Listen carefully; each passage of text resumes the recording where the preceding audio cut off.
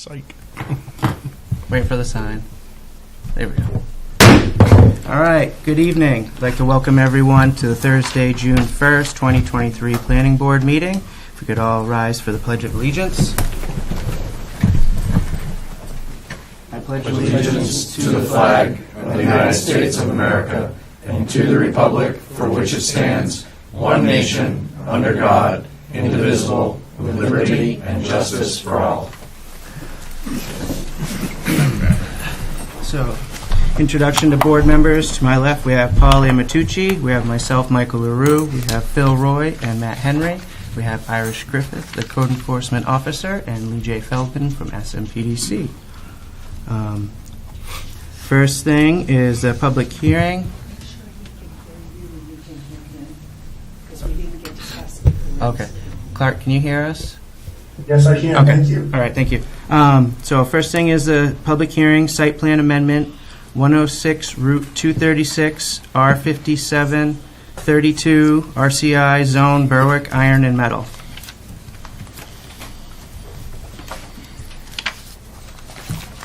Mr. Chairman and members of the board, public we have, I'm Jay Stevens with Civil Consultants, and we do the engineering work for Berwick Iron and Metal.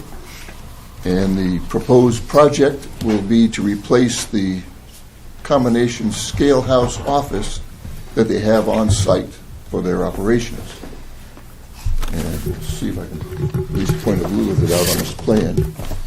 This is the entire site at Berwick Iron and Metal, where this is Route 236. You come in, go through gates and so forth, and then they have their site where they've got all the materials, and then the infamous shredder is back over here.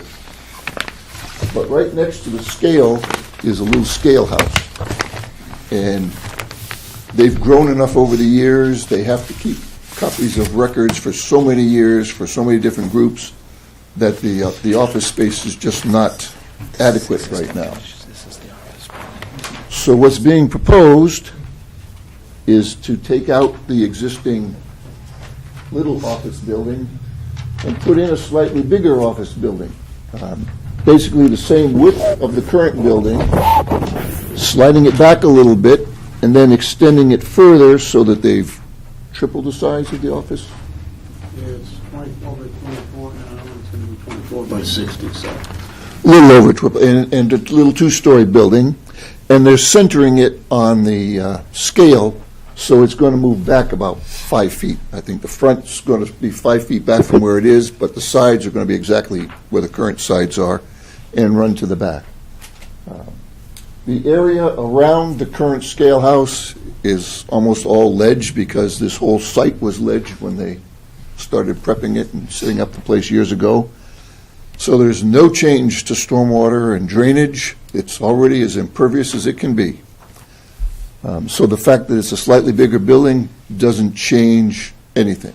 In fact, all of the water from this area goes right down into the area where we've got a modification last fall to put in a newer treatment facility. This goes to the same spot that treatment facility is being built at. So literally, all we're doing is replacing one building with a slightly bigger building. It is a little taller because it's going to have a second floor. We found the people who did the original septic design for the original project, and that's part of the problem with the current building. Right now, all of the facilities are in this building, all the restroom facilities. So all of the people who work here, which is where all the ladies work, have to hike over there in the middle of the winter. This is the main driveway, so they're crossing all the traffic, and it will just be better when they have a restroom in the building that they're moving into, the building they're being replaced.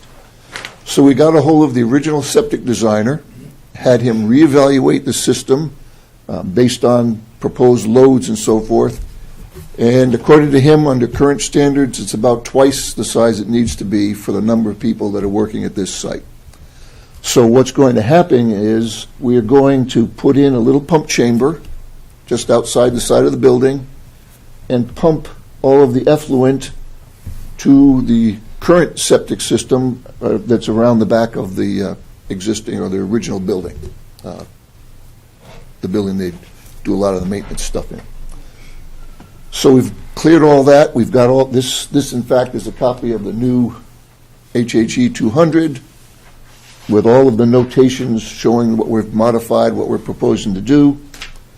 And in the packet that you have, there's a couple of sheets that are, I think they were put together by Rob, to show what the ends of the building are going to look at, the sides, it's going to look at the scale, and the other side's going to look at a pile of aluminum scrap. But they do have that, and they've got a full, foundation and a rough floor plan of how they're going to lay it out, with a large storage area for records and so forth. And the scale house, they'll have windows out onto the scale so they can see where the vehicles are. And it's just going to be an improvement for an operation that's being run extremely well at this point in time. So all we're looking for is approval from the planning board to tear out the old building and put in the new one. And I'm pretty sure Irish is just waiting for us to get an approval so we can get the demolition permit and the permit to start putting in the new stuff. And that's basically the presentation, unless you have something you want to add. No, that's really it in a nutshell. Okay. Oh, this is Rob Brennan. Yep. Does anyone from the public want to speak on this? No? Okay. Just a quick question. How many employees How many employees in total? that are going to be using the facilities? Oh, I think I have 8 right now. Okay, perfect. We sized it for 10. Yeah, that's what I'm just making sure that the number given was not more than 10. That's all. Nope. No, well, we can do that in the old business. Okay, I'll close the public hearing. Thank you. Thank you. Moving along is public comment for non-agenda items.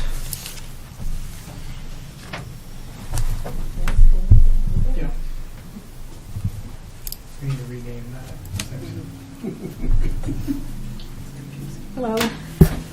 I'm Pat Bovere at 6 Country Lane in Berwick, and I'm here to address the automotive convenience store performance standards that are brought, that have been started to be developed and for the gas station and convenience store. So you have this in your packet, but what I wanted to do was go over a couple things and maybe just some ways of looking at things and rearranging things so that it might be better suited for our town. One of the things is that in R2 and R3, my husband and I worked on this together and thought that maybe instead of having a conditional use for R2 and R3, it would be better to actually not have gas stations allowed in R2 and R3, even though you're allowing them on Route 4, 9, and 236. This would limit on the areas of 4, 9, and 236. They have, especially 236 and 9, have become quite residential over the years. And I think having a gas station there will impact the residences a lot because there are so many, and that they can be kind of dangerously affected by additional traffic. And I'm not just talking about the one that's being considered now. Just this is a bigger picture for our town, what we want gas stations to look like in our town in the future. And that they can be affected a lot by traffic, which we know, environmental concerns, which are always hopefully taken care of a lot by state and federal standards, but because we have some special environmental things in Berwick, like farmlands and other things. Those are important to consider. And also, it's known that convenience store, gas station types of things do increase your crime rate in your town. Also, to me, a really big thing is that it's also like a fact, people that have done this kind of research, that property values decrease near these kinds of stores.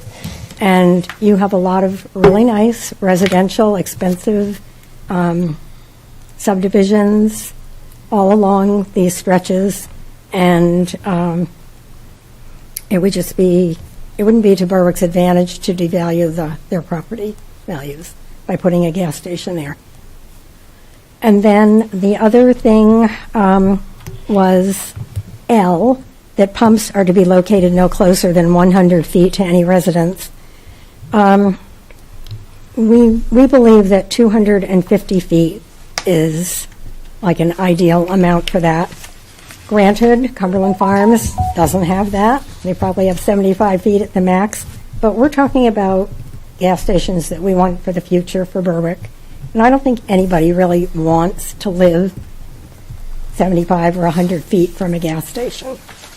And so I think for our town to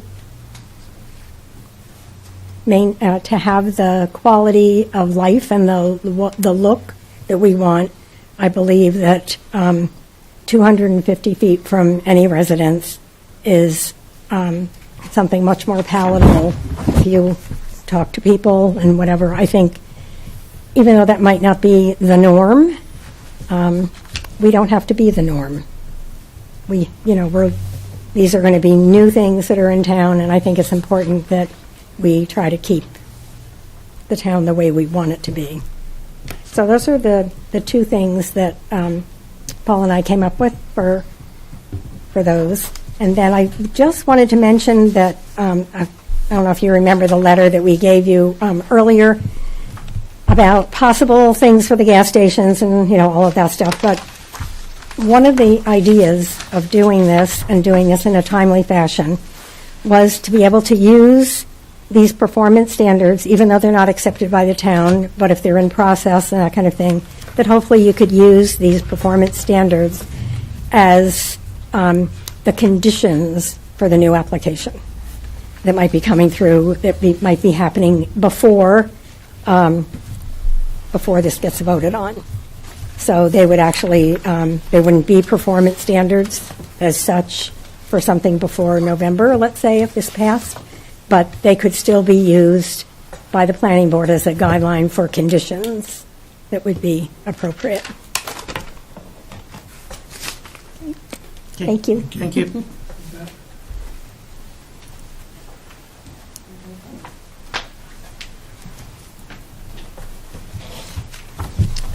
Hi, Rick Raines, 18 Carolyn Drive here in Berwick. And I guess my question is, when is a good time to ask my questions? I think, Mr. Roy, you know what I'm referring to, and was asked to come this evening to address that. So I don't know when is a time to do that. Is the developer for that project here this evening? Nope, I thought they are not here this evening. they are not here on this Most likely next meeting. Would it be appropriate for, I know he listed some questions in an email that were sent to our town personnel. Would it be appropriate for us to forward those to the developer ahead of time so they can address his questions? Yes, So- we I think can. that would be most appropriate and best use of our time, if we're all in agreement that that's appropriate. That's fine, but I do want to, and please stop me if I approach a boundary. I do have some concerns about the way communication has worked regarding my ability to get my concerns to people. And I don't know if now is the time to talk about that. For example, I'll give you a quick synopsis, and again, you can tell me if it's not the time. I was asked by Paul when I was speaking at a meeting a few weeks ago, that if I was going to send questions to Irish about this project, that I also send them to the board. So I did that. I wrote an email to Irish. I included the town manager and Hannah, and I included planning@berwickmaine.org. I assumed, in a naive way, that that meant it was going to the board members. I did not know at the time, but I have since found out through multiple emails that just because you send an email to planning@berwickmaine.org, it doesn't go necessarily to the board. It goes to Terry's position now.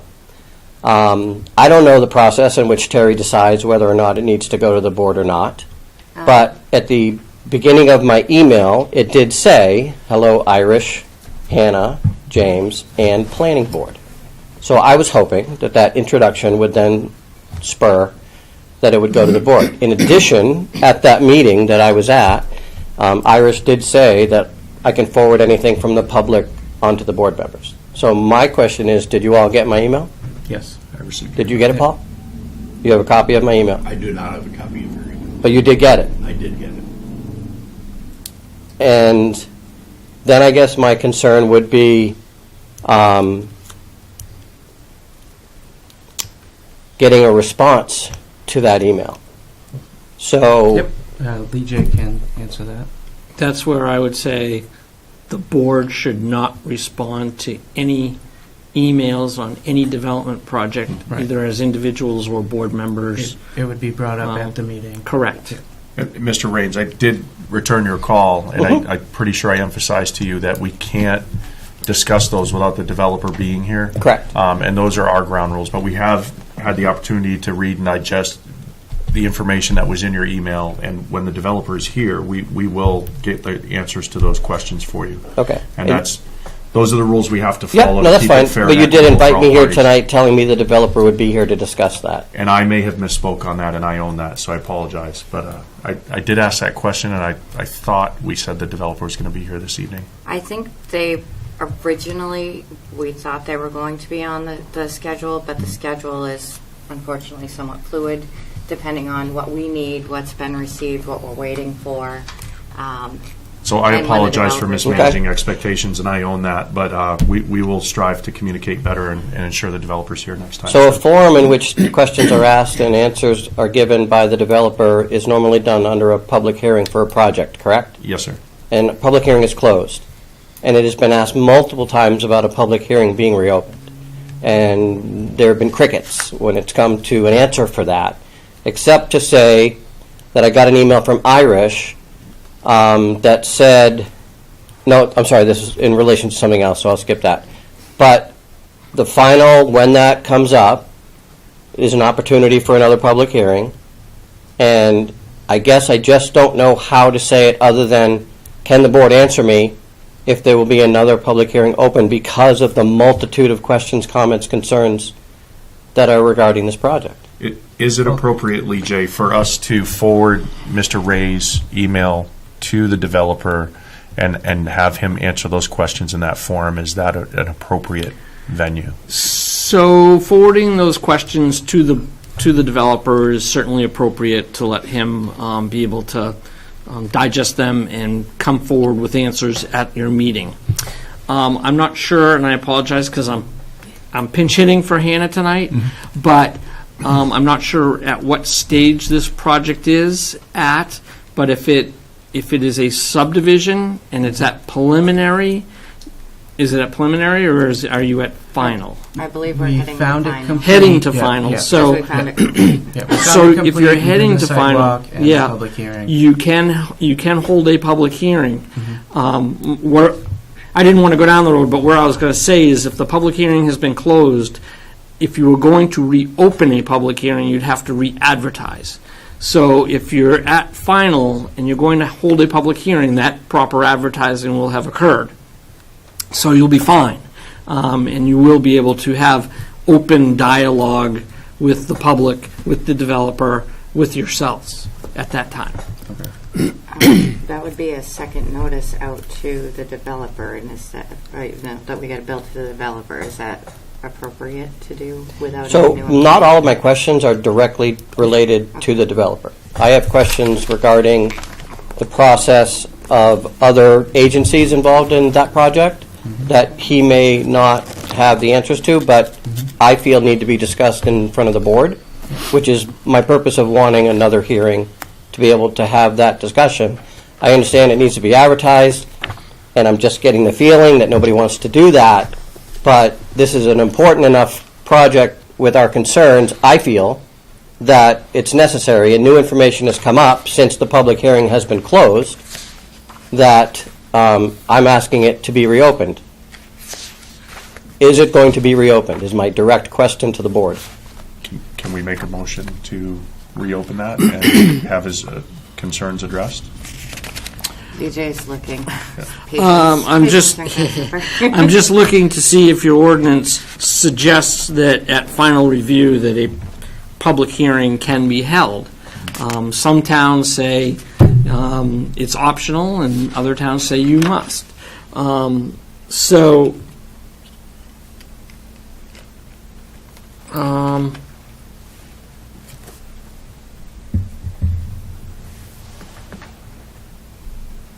So here, excuse me, under your Article 8, final plan for major subdivision, it states, upon determination that a complete application has been submitted for review, the board shall issue a dated receipt to the applicant. The board shall determine whether to hold a public hearing on the final plan application. So you do have that ability to hold a public hearing for the final review of the application. I'd like to make a motion that we do that in order to... Hold off on that, No? Phil. Okay. No worries. Because applicant is not here. Oh, understood. A little bit. Yes, I sir. think there's a given that's probably going to happen at this point. Okay. Yeah. That's not satisfactory to me that it's a given, because if we wait and I have to ask for this motion when it's final, you're going to say no because we got to send out invitations to everybody or whatever. So I just want to know if we can make the motion, send out the information whenever the final is, 2 weeks, 4 weeks, 6 weeks, send out the letters and have this discussion. Rick, Lee J. just specified that that motion cannot be made because the developer is not here. So what that means is that when the developer of the project that you're talking about is here, they can make the motion, and instead of it being finalized at that meeting, there will be an additional meeting because the board has chose to reopen the hearing. Okay. But we cannot do anything without the developer here, including that motion, because it's against. But in the interim, we can forward your concerns to the developer and have him speak to the items in your email that are within his purview. And I will make sure and that provide it's done. comment. You know I'll follow through on that. Okay, I was under the impression that it had already been forwarded to them, but maybe I think it not. had been, but I'll make sure that Okay. it goes. And my last point is in relation to reviewing documents that are supposed to be available and publicly. So I stopped by the office a couple weeks ago and requested several documents related to this, and I've gotten none of them. I wanted a copy of the application filled out by the applicant, copies of a wetland delineation that wasn't in the packet. I wanted documentation from IF&W about their recommendations that were used to apparently inform the board and the town planner that they didn't need to do a review. My understanding is that you guys have decided that no further review is needed by IF&W. I have information contradictory to that. So what's a fair amount of time to wait to receive documents that I'm told I can have access to, have requested, and have received none? That is, was Hannah, who was going to? Hannah was there. She spent 20 minutes on her computer looking for the wetland delineation that didn't seem to exist. Okay, you caught us right before the last Yes. meeting, so that was a little chaotic. Yes. And I do apologize.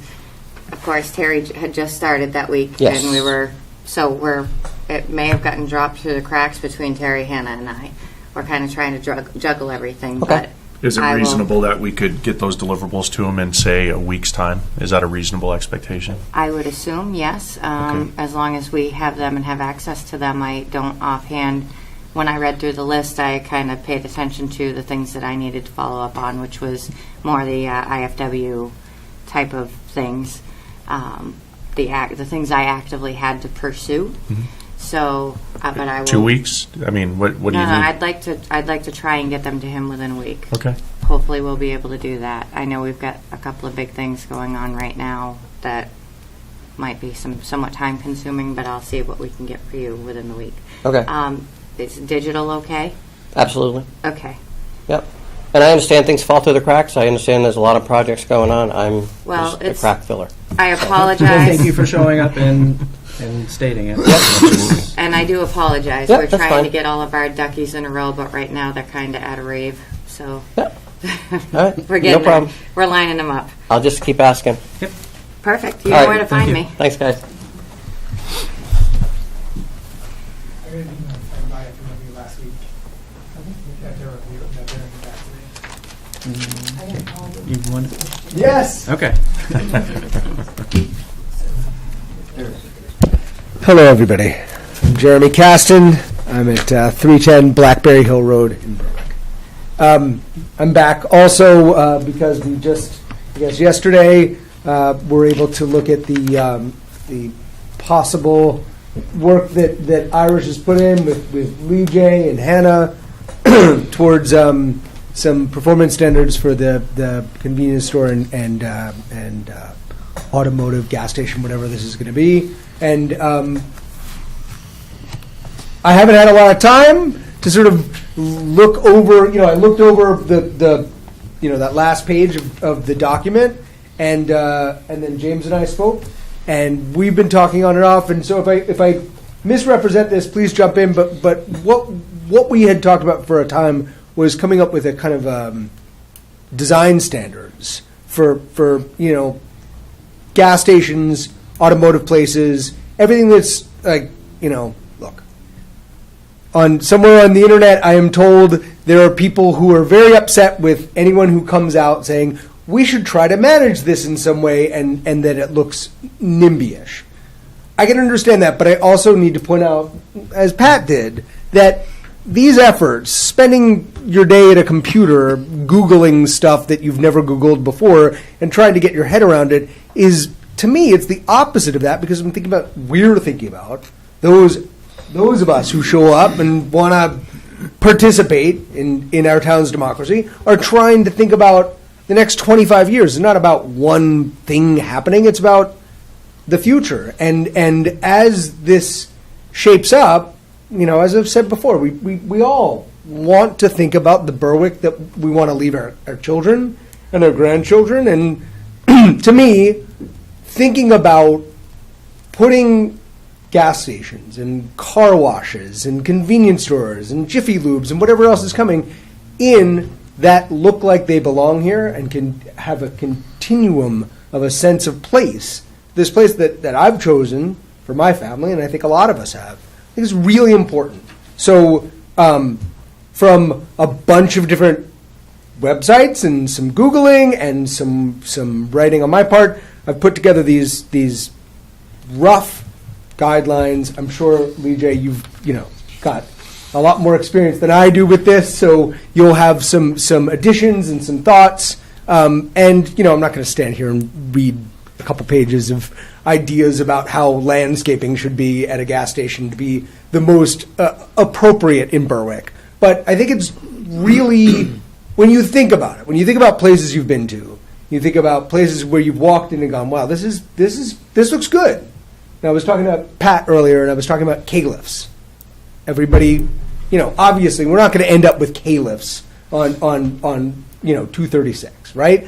But it'd be great if there was a sense of that. And I think if you look at Kind Farms and what they've done, look, it's a marijuana dispensary, but it's done a really good job of having a really buttoned-up driveway and architectural influences that feel appropriate to Berwick with both buildings. And you feel maybe not overwhelmed with pride when you drive by, but you also aren't ashamed either. And I think that's really useful. So the guidelines, such as they are, go through a lot of, a handful of notions from architecture, obviously, to the way the islands, for the pumps should tie into the building, the landscape design and how it should connect to our town, lighting, keeping it warm and not harsh or flashing or ridiculous looking, and then, minimizing appropriately, not taking away their ability to advertise that they're a fuel station or a convenience store, but making the signage appropriate beyond our signage regulations, but just asking for the companies that are going to be coming here more and more to tie their business into our town in an appropriate way and to be thoughtful about it. And again, I look to you, Lee J, to help guide this. And not for nothing, Envision Berwick, I think, did a really good job working with all of you to put together the signage regulations that whatever comes to town now has to abide by. They can't light up. They can't be internally lit. They have to be externally lit. There's a lot of smart things. And me personally, but also a bunch of the members of Envision, feel strongly that continuing to protect what is special here is, at least in part, an aesthetic process, right? It's making rules around aesthetics and being buttoned up about it. And that is an economic driver and always is for town. So that's it. Please read this. It seems like a bunch, but you'll be like, oh, that's a bullet point, that's a bullet point. And and none of it is like, you should have a merry-go-round, or, it's all like, oh, right, it's always better to have a wide path for pedestrians to get to the convenience store, simple, but good to think about, and great that we have an ability to create rules around this now as the world is changing. I just want to read you what I wrote at the top, which is this. Berwick has many desirable aesthetic qualities, setting it apart from other communities. These semi-rural, small-town attributes have been closely guarded and nurtured to protect the community's aesthetic qualities, giving a sense of place and ensuring design excellence. Increasing development pressure for corporate-driven design solutions can threaten the existence of what makes Berwick desirable, and therefore these guidelines are intended to address exterior elements of design to help promote an overall cohesive design benefiting Berwick. And I really believe that's true. It is not going to be long before Jiffy Lube is knocking on our door for somewhere. And it's good to be able to say, we want business. We also expect you to fit in with our town, because that's when you go to towns that where people spend money, that's what it is. And it's good to, not just agritourism, but other developments or the edge, all of it. We should be thinking about it holistically, and this is part of that. Thank you very much. Thank you. Thank you. Oh, any questions? No? Okay. All right, closing the public comment. Next is approval of minutes. We do not have a quorum to vote on this, so we will be moving that to the next meeting. So moving on from that is old business site plan amendment 106 Route 236 R5732 RCI zone Berwick Iron and Metal.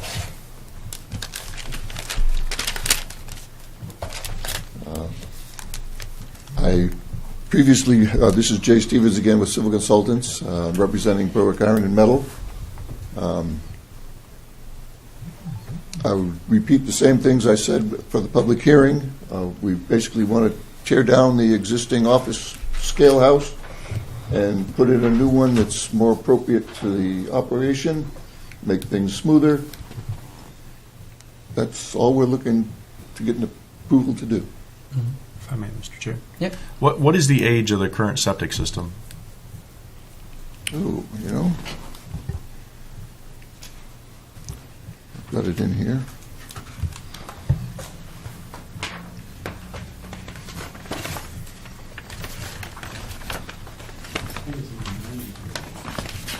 No, I think it might have been in the 80s. One of the things that the evaluator did was he went out and dug some holes in it, just to be sure that it was still operating the way it was supposed to.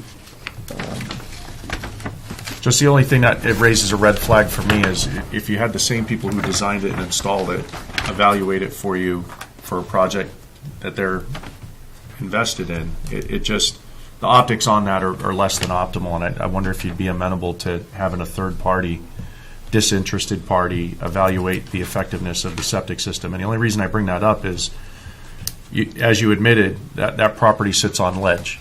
And if that septic system fails, all of that stuff's going right into the Salmon Falls River. And I, along with several of my neighbors, live downstream from there. So I have a personal vested interest, but even larger so for the town. I think it would be of value to ensure that septic system, if it is 80s-esque, if that leach field and septic system is still viable, is that something that we can condition? It's 1985, just so you know. Septic systems do fail, and is it within our purview to request a third-party validation? Sure, absolutely. Okay. I would like to make a motion that we condition third-party validation of the effectiveness of the septic in the leach field. I'll second that. Okay. Further discussion? All in favor? Aye. Okay. Anything else? Just a question from a procedural standpoint. Is that motion or that condition, is that part of your approval for this? Or are you wanting to my table, question. or are you going to want to send him away, have us find a third-party reviewer, and you'll table the application until that's done? I would condition it on the approval, because that way they can, if everything else lines up, we can approve it, and then pending the facts from what we get from that, it'll already get the ball rolling. I mean, I wouldn't want this, So then, yeah, you might want to amend your motion to indicate that third-party review done, and that pending the evaluation, determination would be done by Irish as to whether the septic system is acceptable or not. I make a motion to do what Lee J said. So it would be to re-amend the condition of approval for the third-party review results. Correct. Okay, to give it to Irish. Irish for her determination. Once- Does that make Yes. sense for you, keeping the minutes? Or are you going to do this from the tape? I was just looking at that. I'm like, give me a Okay, hot minute. no worries. So, That's why I wanted to restate Yeah. it, kind of. Right. Make But- sure it's on the But record. again, my initial question was if that's part of a motion to approve the application. Yes. I think it'd be premature to approve it without that. Or do you? Well, we can Well, condition it on approval. Yes. On approval. Right, Correct. that's Okay. what Yes. I would say. That's yeah. what I'm getting to. That Yes. way, they don't have to come another meeting. I- And That's right. Yeah. That's right. So you'll put the power, if you will, in Irish's hands to evaluate that information. and Right. decide. Right. That's what she gets And paid then for. she can just relay it to She's us. the code officer. yes. Absolutely. When I get it, reasonable. I can send it over to you guys and let you know what the. Yes. Sounds good. So can I second that motion? Yes. And we should re-vote on that, right? Yes. Yeah. So, please. further discussion? All in favor? Aye. Okay. I Okay. Thank you for walking us through that. Not a problem. That's what I'm here for. So it was pretty straightforward. You guys weren't asking for any waivers or anything. Nope. We waived the site walk. We scheduled the public hearing. No one came to say anything. So, I mean, everything else other than that condition. I don't know. We didn't get a overview from Hannah, but she's not here today. But Well, you did get one. at the beginning, Yeah, it's just the basic description of the project. Says that the planning board found the application complete on May 4th. yeah. But it also indicated no waivers were requested, no waivers were granted. Yeah. But that's all you've gotten from her. I'm assuming she Yeah. would have just verbalized to you tonight that Right. everything was good to go. Okay. So then we would be finding this, Complete with no, condition. no, not No, complete. no. This would be Approved with approval. Approved Right. with conditions. And then the findings of facts, would we be putting that also on the conditions? Of, yeah. Yes. Okay. Pending the The findings. condition will be in the finding of fact. Right. Yeah. Okay. Yeah. All right.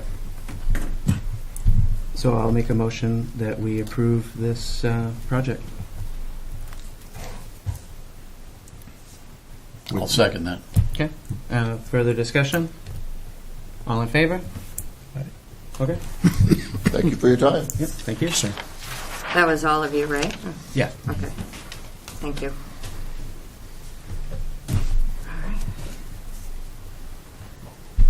All right, moving right along. So, new business, site plan review, solar farm and gravel pit, 95 Wentworth Road, R62 5-1, Aegis Renewable Energy. Hope I said that right. Yeah, you said it perfect. Good evening. My name's Jeff Oliva. I'm with Civil Consultants here representing Aegis Energy for this proposed project. On the Zoom, I have Clark Fenner here also, who will provide any answer any kind of solar questions you have. So what we have here is a project that is off of Wentworth Road. You can't see it from the roadway. What is proposed are two things. First off is a 1 megawatt solar array project that will be placed over an area that was in currently a rehabbed old gravel pit that was started in the 60s. It's been a gravel pit back there for, like I mentioned, since the 1960s. It's been used and picked at over the years. You can see in the project narrative the aerial image that shows the open space on that.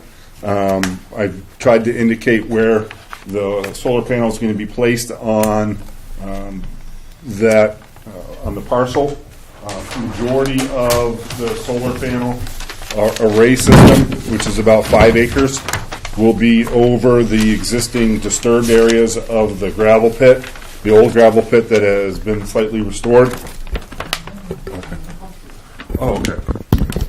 Oh, okay. That's perfect. Thank you. Thank you, Terry. So it's weird because I'm behind a pole.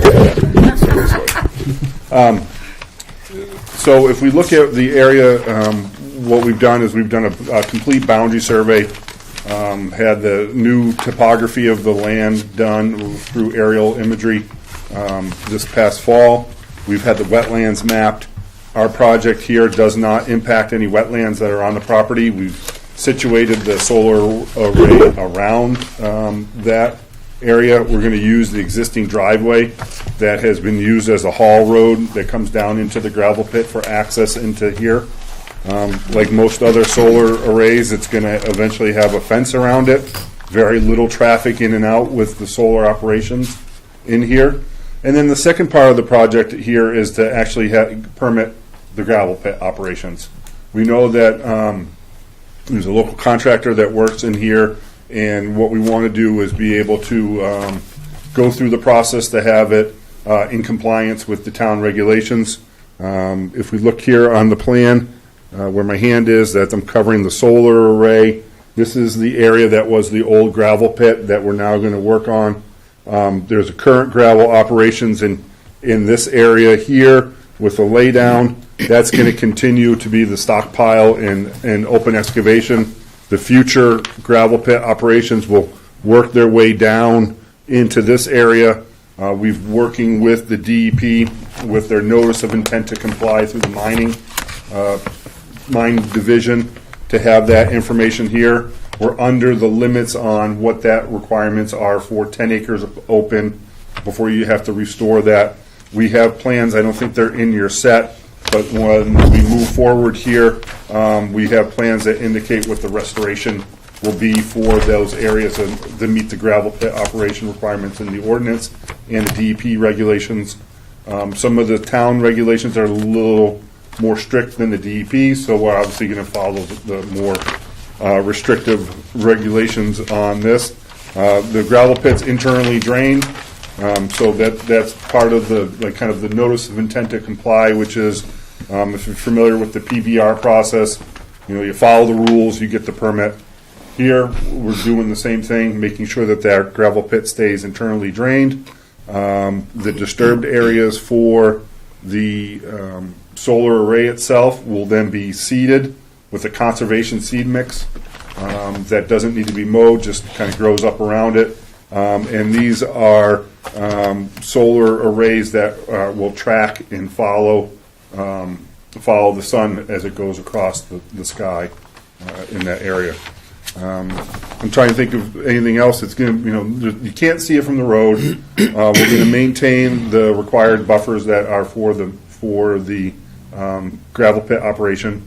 In particular, it's a 300-foot for a property that has a residence on it. It's 100 feet for a property that doesn't.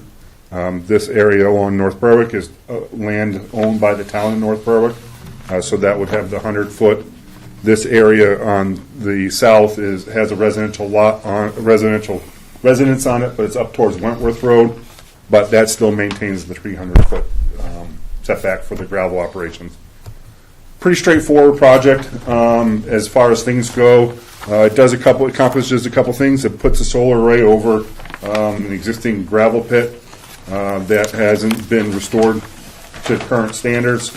Kind of meets what DEP is kind of looking for these solar arrays to be placed in, previously disturbed situations, and also now brings the mineral extraction mining operation into compliance with town regulations.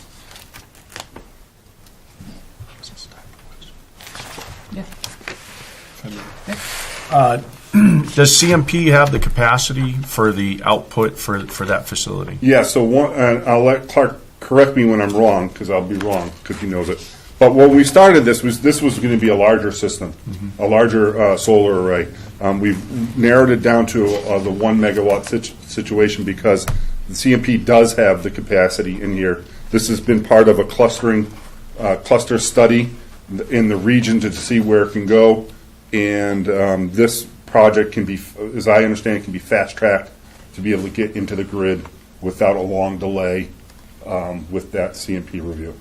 Okay. And then one other issue, past solar projects that have come before us, we have placed conditions on, one being a surety bond and future dollars for decommissioning. Are you guys amenable to that? Absolutely. We understand. Reevaluate every 5 or so years in future dollars for decommissioning? Yeah, we can look at that. In the package, we had a decommissioning plan that had a dollar figure that was based on other projects in the area, but definitely we understand that there's that requirement for bonding to make sure that there is a decommissioning situation. Also, the decommissioning plan, as you know, because you've had other ones, that gets up and set up to DEP for their review as well.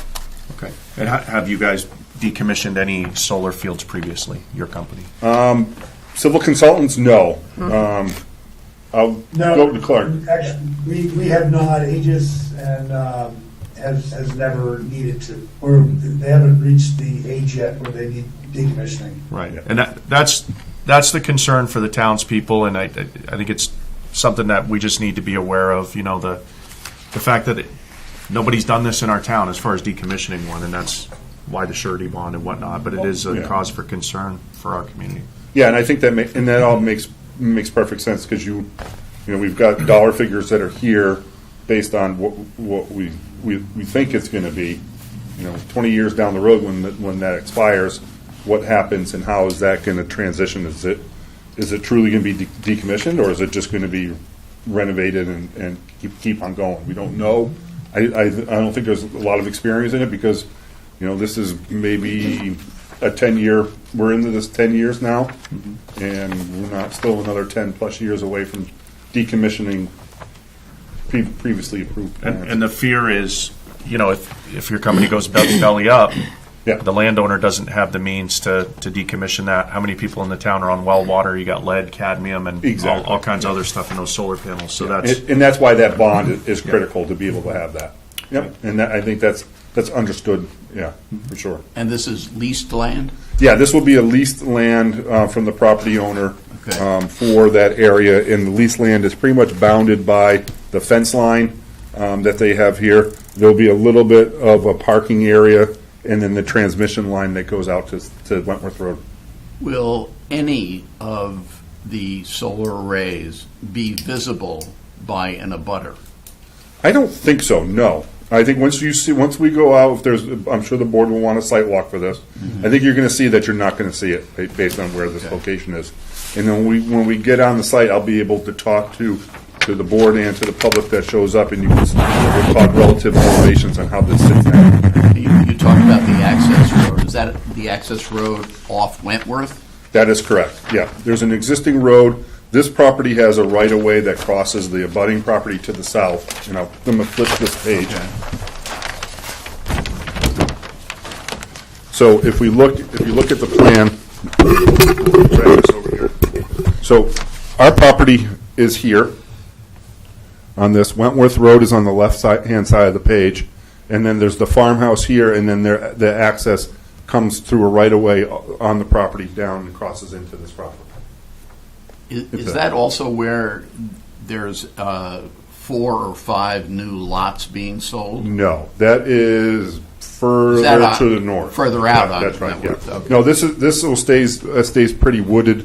There is a field that is a little bit overgrown out here in the front, and then it's wooded all the way back into where the gravel pit is, and that's why you kind of drive past it.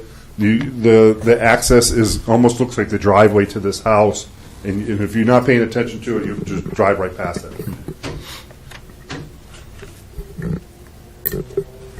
Yeah. And then also, I don't know if it made it into your packets yet, but I sent review letters like you need to for the application to police, fire, public works. I haven't heard back from Public Works or PD. Heard back from the chief, and we talked about what we need to do.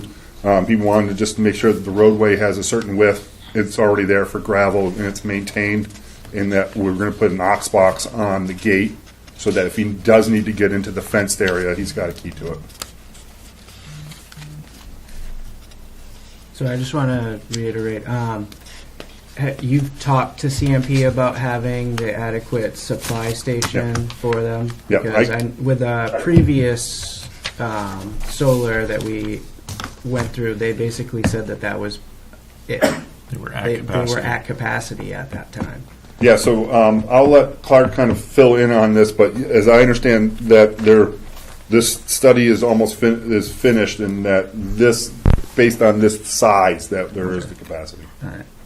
Correct. The way that this project lays out, in the state of Maine, there are, for these types of solar farms, 2 different levels that you can apply for. A level 4, which is a project up to 5 megawatts, or a level 2 project, which is up to 2 megawatts.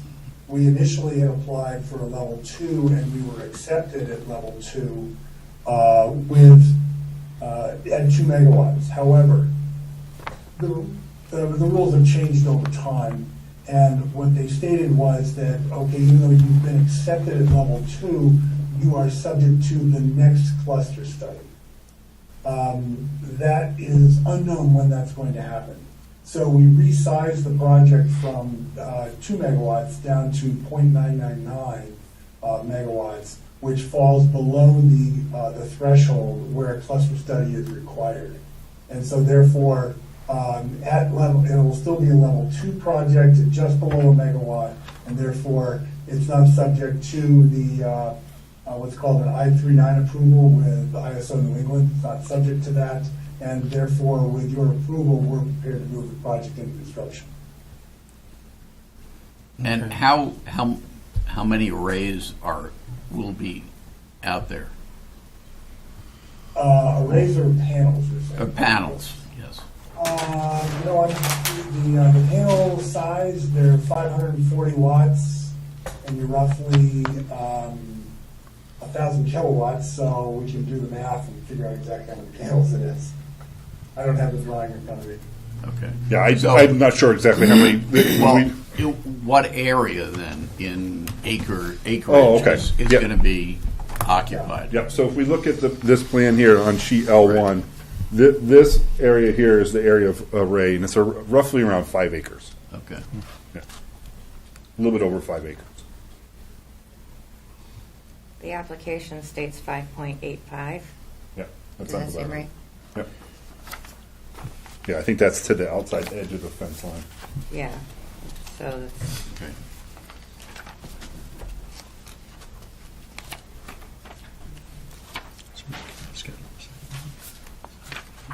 Yeah. One point that we haven't talked about it many times, people are asking about this, the type of fencing that we're planning on using.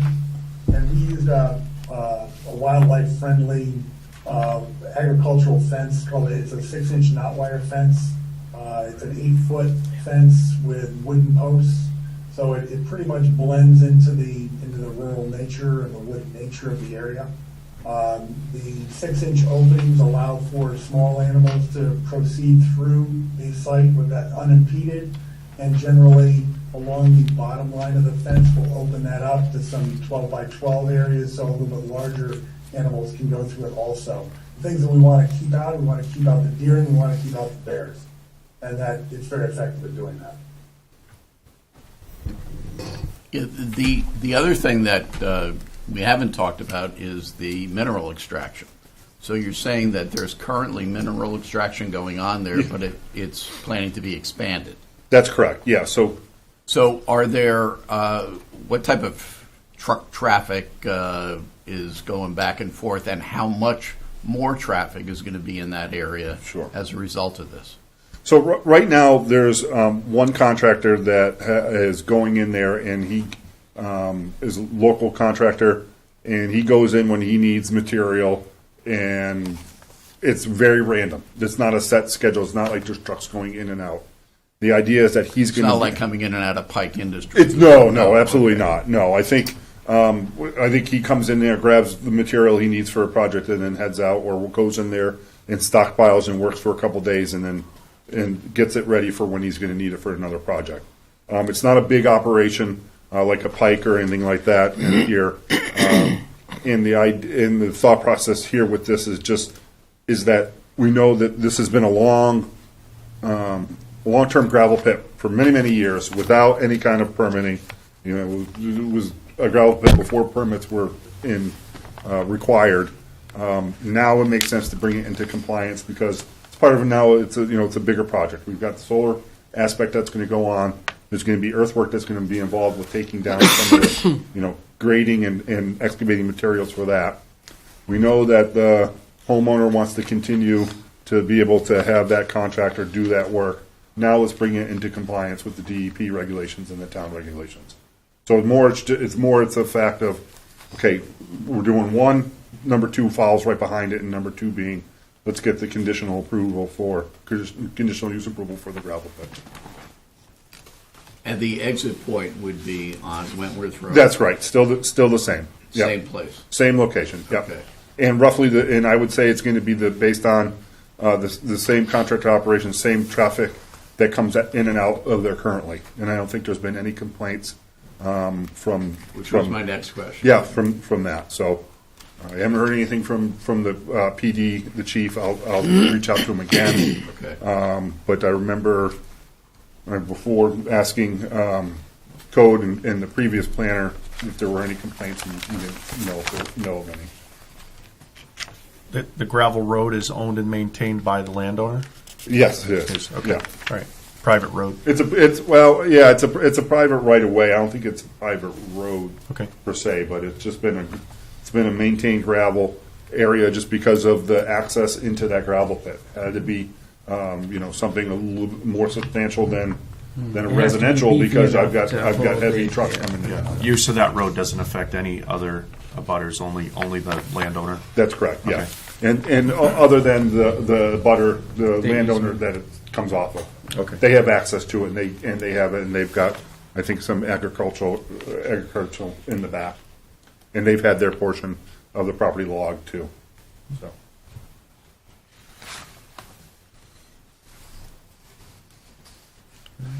Yeah.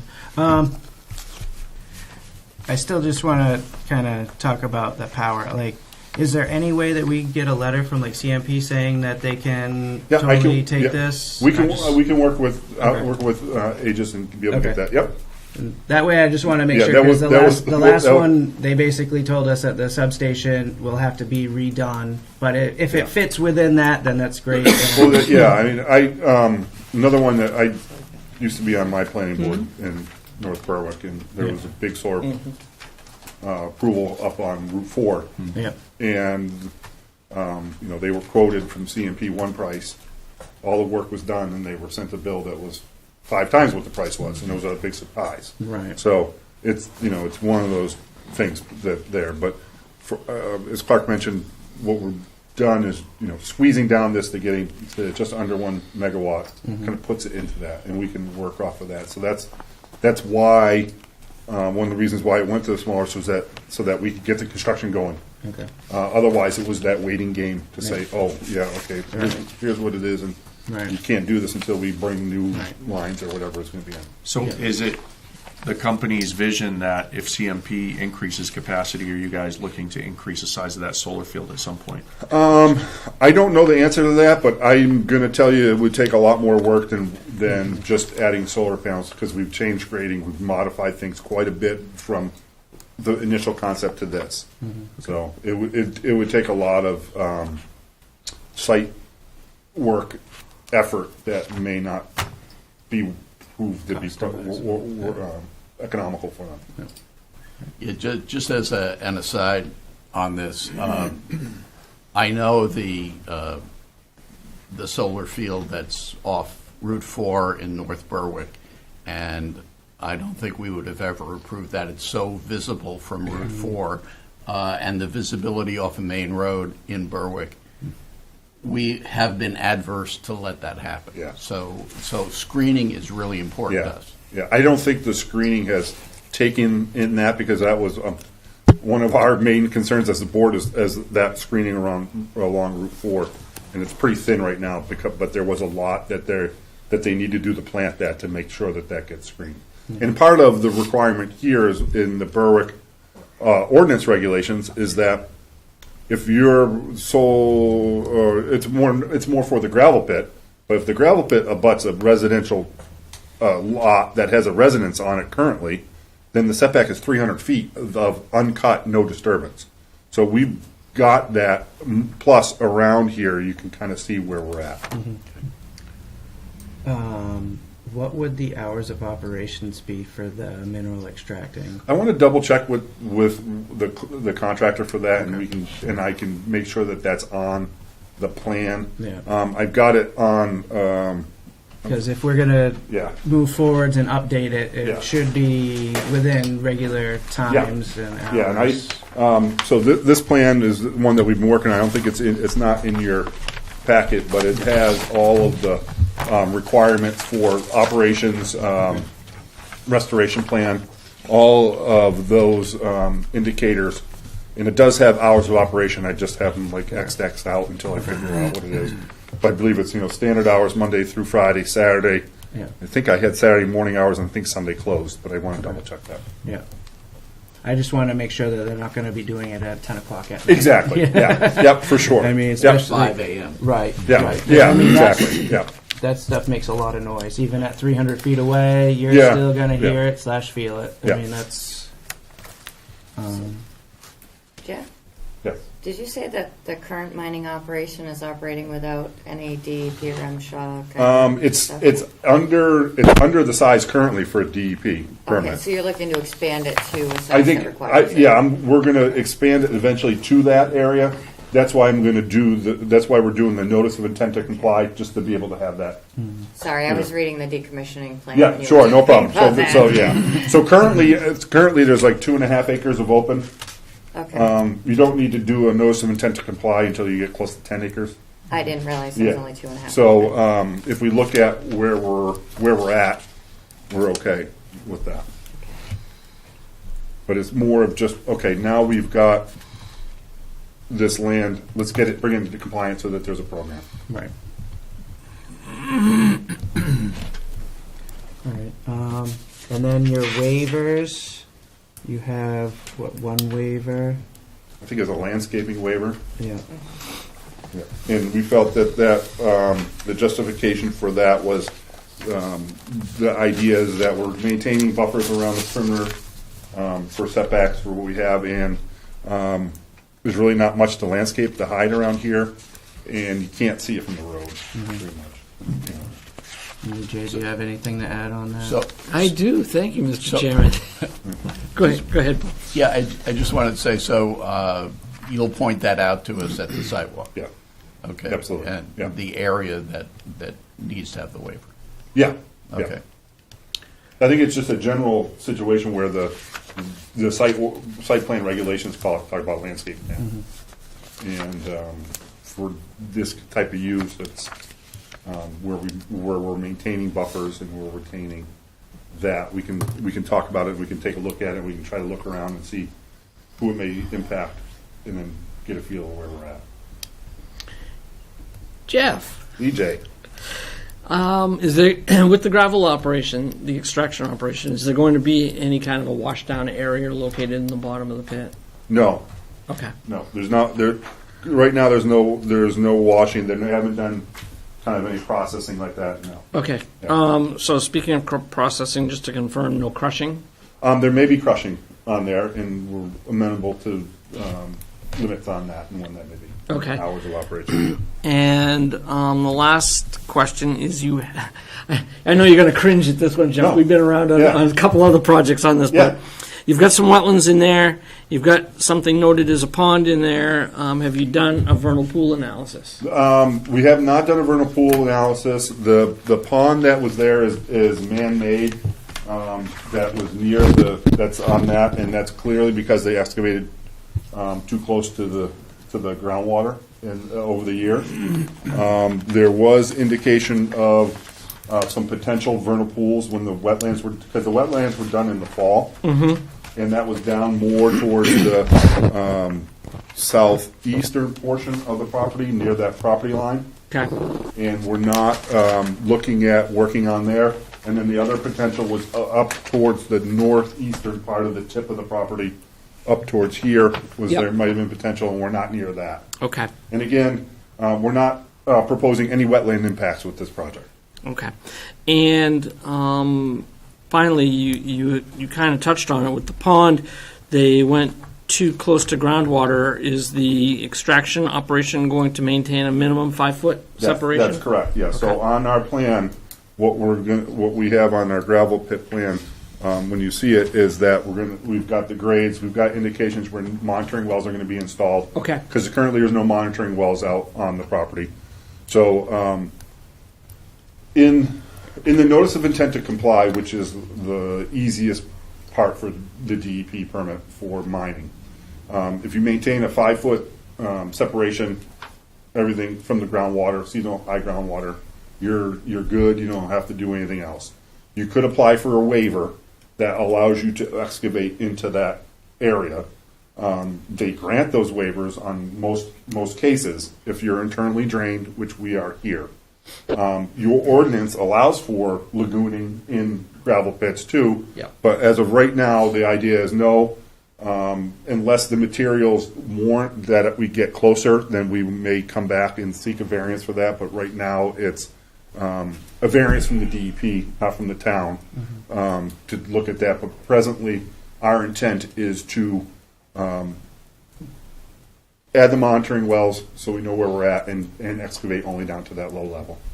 And are you going to provide any kind of aquifer information, how it may impact or not impact any surrounding? Yeah, I can grab that. I've looked at the aquifer information. It's not really an issue in this location. Okay. Based on the maps that I've checked out, but I can provide that.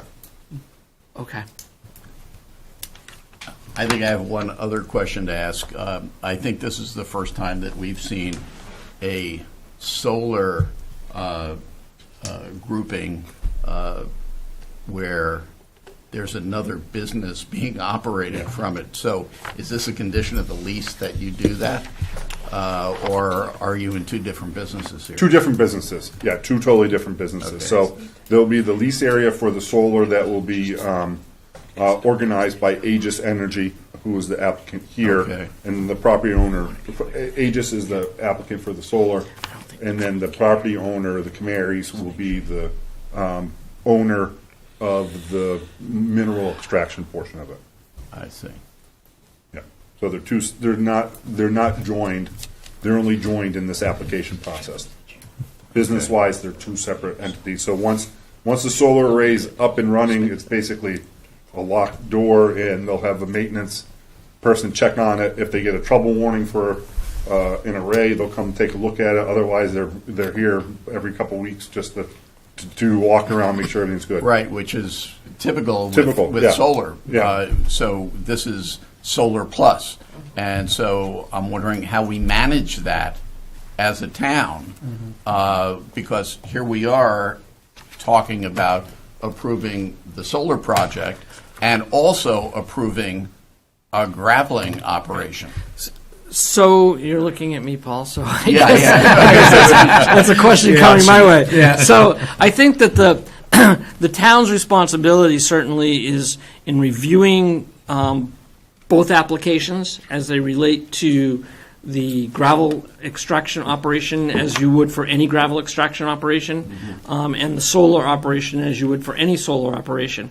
I think if there's any interaction issues between the two, that's really a civil matter between the two, and something that the town wouldn't get involved with unless there were some violation of any ordinances or regulations that you would have, or anything that you folks approved as part of your permitting process. Okay. Yeah, there's nothing in the ordinance that precludes the two uses on the property. Okay. Yeah. Okay, so one thing that Hannah says that is missing from the application package and should be provided by the applicant is 9.8.f.1.j narrative describing number of employees and anticipated noise levels for mineral extraction. Yep, I can get that to the employees for the solar project will be, be ramped up. You'll have, maybe 30, 40 workers while they're constructing it. Once Right. it's And done, then then there's none. Yeah. And then for the mineral operation currently, I believe there's 3 workers that go in there. Okay. But with it coming in, is it going to get bigger? I don't think so. Talking with the property owners, it's the same contractor that has been out here for years and years and years doing it. Is going to be the same person that's going to be working out here. I would also, though, Jeff, add an equivalency of whatever truck trips Yep. are proposed. Yep.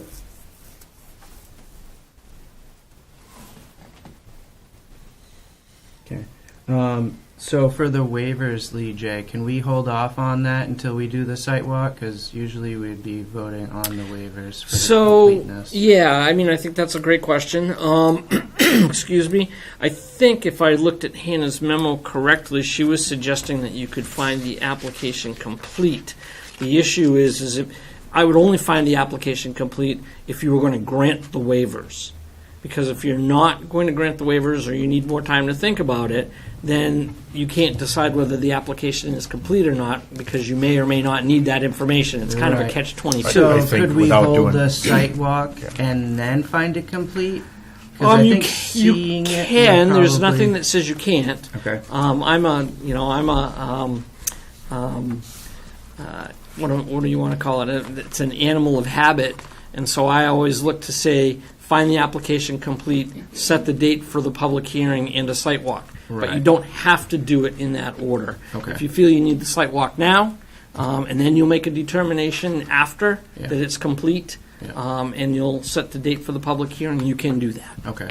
I just think it's tough to make a call on the landscape waiver without seeing the property firsthand. Yeah, that's fair I think enough. we have to do And our that's due kind of my diligence. thought, too. Yeah.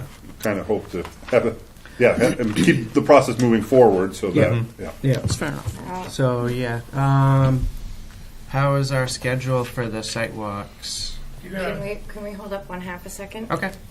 Just because I'm Fine. curious. So the waiver, the requested relief is that the applicant be permitted to not include a separate landscape plan in the plan set. Does that mean that without that landscape plan, we could not require landscaping if we deem it necessary after the? No, you could still require landscaping. So this waiver is not to waive landscaping, it's just to waive another piece of paper? landscape plan too. Yeah, Okay. that's true. Okay. Yep. So we can still you could find it request complete. more screening Yeah. and stuff in certain Request spots. that as a condition. absolutely. Yeah. Okay. All right. Absolutely. Well, then, Yeah. I mean, Yeah. that's a different story. I can understand Thank you, that. Eric. Yeah. Thank you for clearing that up. Book nerd. Yeah, From no, good, Harvard. thank you. Sorry, Um, wanted to make sure I had it right. Yeah. It looks like Hannah had no problems with that as well. So I'll set a motion that we grant the waiver request for the landscape plan.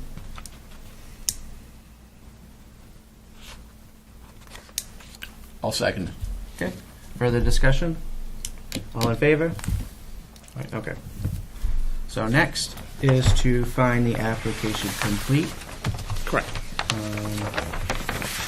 I will make a motion that we find this application complete.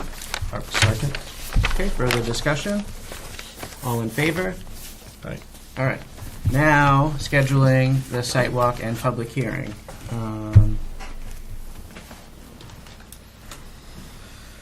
You're gonna say walk at 5 o'clock. You want to speak into the microphone, James, just so everyone else can hear you? The board has a site walk for 5 o'clock for the 15th. The next meeting? Okay. Do we have a public hearing then? Yes. Okay. So would we have adequate time to send out lists to abutters, or should we wait till the next meeting? So that would be the, well, What's your time? so, Probably, 10 days. it's really cutting it close to do 14 days these days. and another issue is the June 1st, the first week of July meeting is probably not going to happen because that's in the bylaws that we don't usually, so that would bring it to middle of July July. 20th. Yeah.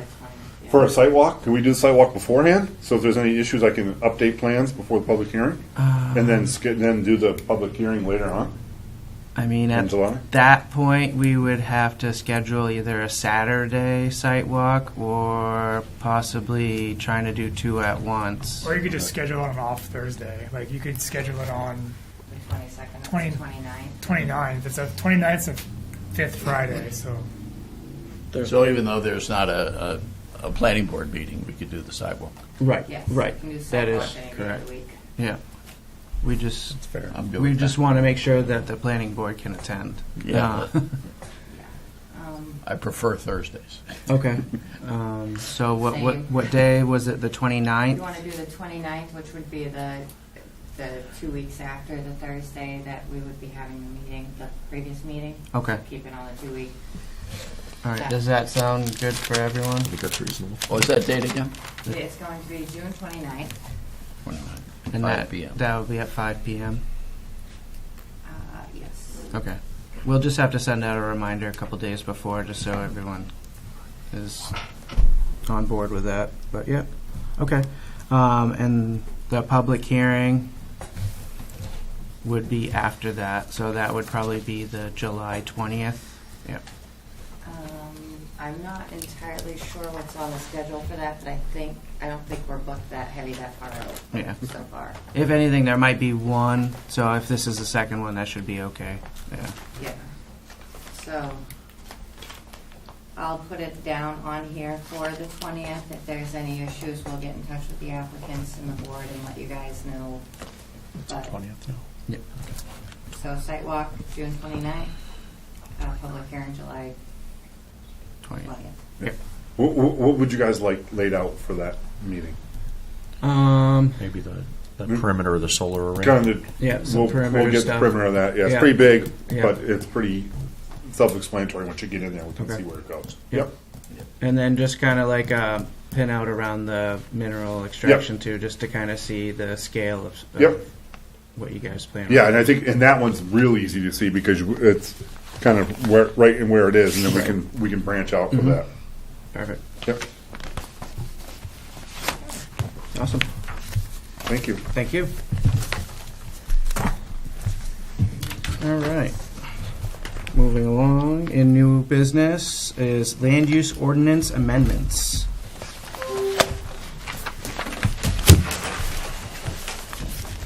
we'll start with yours. Quick break. Okay. Sure. So I guess James is maybe suggesting that we start with, well, calling it mine, it's the automotive convenience stores. So, I mean, certainly it was a first cut, and additional or changes could happen. when I was asked to take a look at it, we were talking strictly performance standards. We weren't, at the time, getting into the architectural design and that sort of thing. Certainly, I can work with you folks and provide a lot of additional information than what's here pertaining to that. But the basic pieces of this that I thought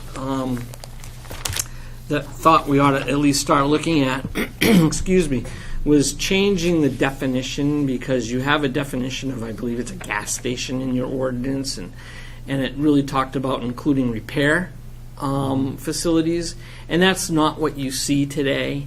You see the convenience stores are more important than having a repair facility tied to a pump station facility. So we looked at a definition that says a retail operation that provides both the sale of food and household products along with the sale of petroleum and EV charging stations for vehicular fueling. And I'll get to that in the performance standards. And again, I think Pat had mentioned it. Our first cut was to look and see where it made sense for these to go. And it's kind of, we did include R1, R2, and R3 in that, but it's caveated further down. I think Pat also mentioned it. That says convenience stores, this is J in the proposal. Convenience stores are allowed only on properties that have frontage on Route 9, 4, and 236. And so just from an equity standpoint, although you can be as limiting as you want, my crack at it was to say those are the zones that are on those major routes. And so I suggested going across the board with that. But if you feel that you want to change that, you certainly have that prerogative to be more limiting than that. I'm losing my voice tonight. I apologize. Going down through the list of things, I've actually thought about this starting with A, stating that convenience stores associated with retail gas pumps shall be no larger than 5,000 square feet.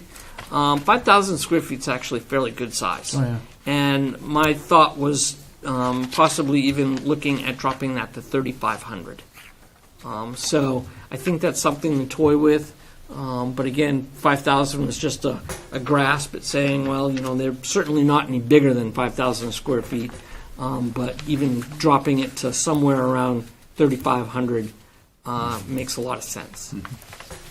Visual screening, B, visual screening on 3 sides of the property must be fully screened at ground level to the abutting properties. All natural vegetation must be 8 feet in height at the time of planting and be a minimum of 2 rows deep, planted 6 feet on center. What that does is set it up so that it's basically alternating 6 feet on center. And if they're 8 feet in height at the time of planting, they're going to fill in really quick so that it becomes pretty much an impervious landscaping wall. Mention 3 sides simply because you're not going to do that to their frontage. Right. Excuse me. Freestanding lights around the facility shall be dark sky friendly, certified, and on poles no taller than 15 feet. That's pretty much becoming a standard, unless you end up being like a Walmart where they want 25-foot high poles. You don't need that in a scaled situation like this. 15 feet is the max I would go, and certainly requiring certified dark sky lighting is where everything is at these days. D, canopy lights for the gas pumps shall not have any spillover lighting onto any abutting property or the public way in which the facility is located. That's where you see the brightest lighting.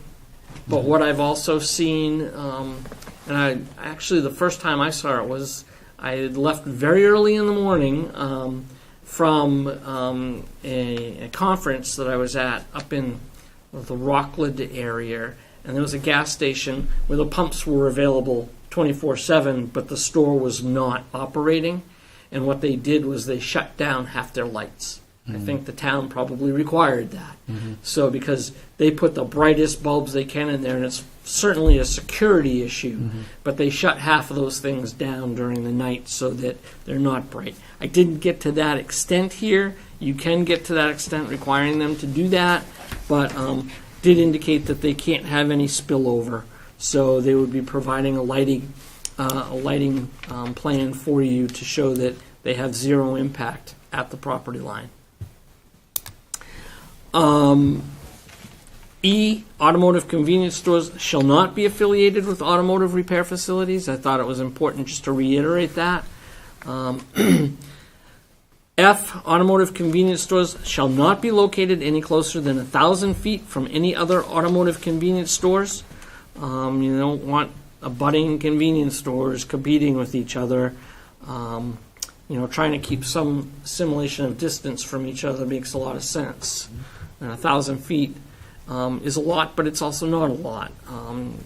You can, cannabis retail stores is the same setback. Right. So. Yep.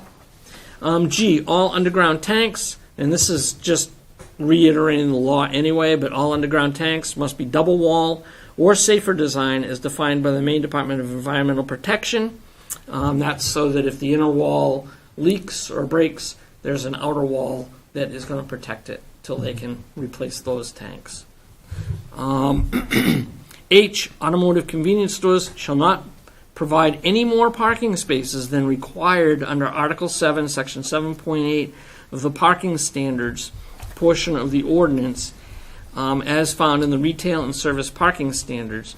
Filling station locations shall be counted toward the required parking requirements. So there's two intents there. One is what I find with retail operations, regardless of the type of retail they are. If you require 25 parking spaces, they want 35 parking spaces, and they're going to tell you they need them, and they really don't. The other piece, so you want to limit the amount of parking as much as possible. The other thing that I put in there was that filling station locations shall be counted towards the required parking. People go, they fill up their gas tank, they go into the store to buy a Pepsi, buy whatever, they're parked. So, don't let anybody say that, well, we need 25 because we need 25 for the convenience store, and oh, by the way, we're going to have another 10 for the pump station At the locations. pumps, yeah. So those would need to be counted as part of the required parking. Excuse me. I, automotive convenience stores shall provide a minimum of 3 EV charging stations to support electric vehicles. I'm seeing more and more of this, even up where I live. An existing mobile station has just, at their own doing, put in 2 charging stations. And I think that as electric vehicles become more prevalent and used a lot more, let's start encouraging these places to convert, to at least have them available, but eventually converting over their pump stations. Now, is that going to count towards the parking as well? Yeah, sure. Okay. Absolutely. Excuse me. J, convenience stores are allowed only on the properties that have frontage on 9, 4, and 236, as I stated earlier. K, operating hours for the store are to be permitted between 6 a.m. and 11 p.m., 7 days a week. Gas filling may be permitted 24/7. Again, you don't have to, but as I suggested earlier, if you did allow pump stations to operate 24/7, today with cards, they don't have to be manned in the store, and I would go further to suggest that they have to turn off 50% of their canopy lighting during that time period. L, pumps are to be located no closer than 100 feet to any residence. You did hear tonight that Pat had asked you to consider 250 feet, so that's certainly up for discussion. M, proposed structures shall be related harmoniously to the terrain and to existing buildings in the vicinity which have visual relationships to the proposed buildings. Spatial attention shall be paid to the bulk, location, and height of the buildings and such natural features such as slopes, soil types, and drainage ways. That's very vague and kind of what I would call touchy-feely type of thing. but I'm going to speak to another piece of that when I'm done with going through these. And dumpsters are to have set locations, and all dumpsters are to have covers and fence surroundings. That's certainly a standard that you can require so that they're not, well, they get messy anyway, but they're not as messy as not just being open and put on a pad and left. And then, each station must comply with all state and federal regulations, including inspections, state inspections. So what I want to expand on is that some of the other stuff that was submitted to you and mentioned regarding architectural renderings and our architectural design standards and that sort of thing, to hone in on that a little more, because it's one thing to kind of say that stuff, but then it becomes in the eye of the beholder. And what may be good to Phil may not be good to Mike. Right. So one thing, when I think of that, I think of the Village Overlay District. Yes. We have our standards Yes. for how the buildings are supposed to look and such. Correct. Other than that, it's just what existing buildings are around it. So it Correct. has to match that feeling. It's not like you can just throw whatever you want on there. It has to match what's already there. Right. Um, What I'm going to suggest yeah. is that, and I've done this in one other town, and there's another town, I can't take credit for it, but it's a very good document, is that there is actually a pictorial book of this is what we want, this is not what we want. So that you can look side by side and see you don't want a flat roof, typical convenience store, but you want a gambrel roof or some sort of a peaked roof with architectural materials that soften that feel. That way there's a real visual for the applicant to understand we're not going to take just whatever you give us. Right. And so what I'd like to be able to do is get some of that in front of you to consider, and as part of adopting whatever you adopt, would be adopting this is what we want, this is not what we want. When I think of measures of success for that very thing, I think of Freeport. McDonald's like, we want to move into Freeport, and they were like, nope, and they put in a visually appealing McDonald's. Right, absolutely. And I think if we can get to that, Yep. So we're not stifling growth, Right. but we're bringing in growth that isn't an eyesore Right. to our unique community. And I don't know if Freeport's document is available or if there are other town documents that are similar, but I'm sure they are. It's not Freeport that I used, but the model that I look to, and you can certainly find it on their website, is Kittery. Kittery has a very good document. It was, it's I want to say it's dated, but even in it being dated, the architectural work that's in there is very good. Also, I have access to a number of types of things like that through my planning association.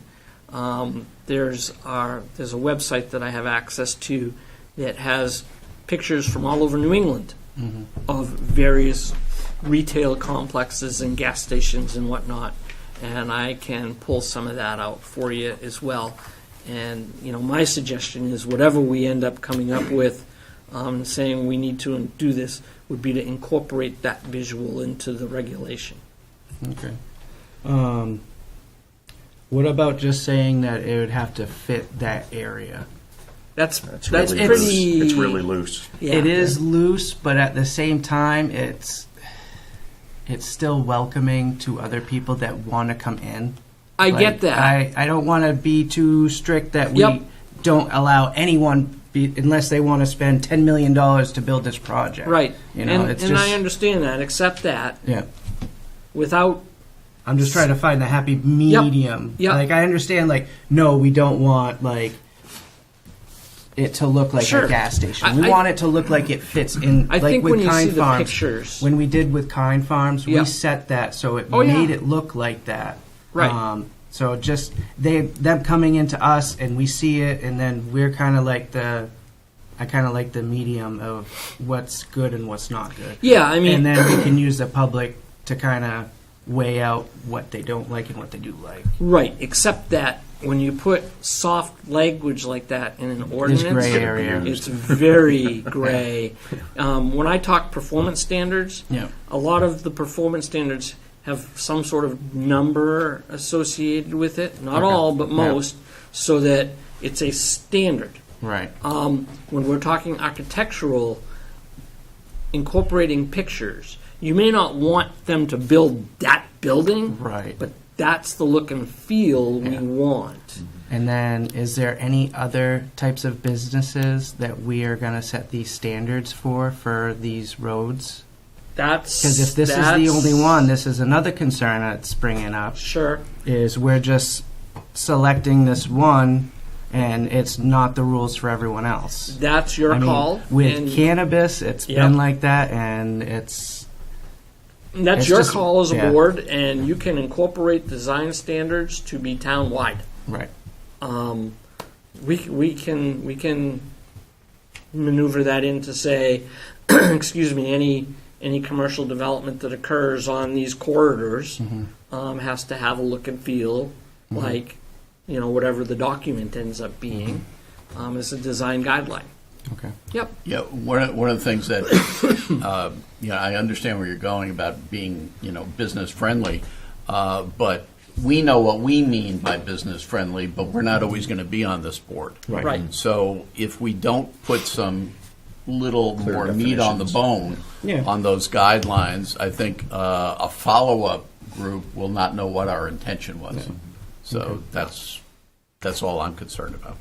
One other piece, Lee J, Yep. with regard to the convenience store gas station piece is, most of those businesses have an installed fire suppression system that's dry chem, and just proximity to wells, aquifer, critical infrastructure. Is there any existing language for, and I don't know what that would look like, containment in the event of an emergency, so that, because that stuff's nasty, and if that Yeah. gets in the groundwater, it's ugly for everybody.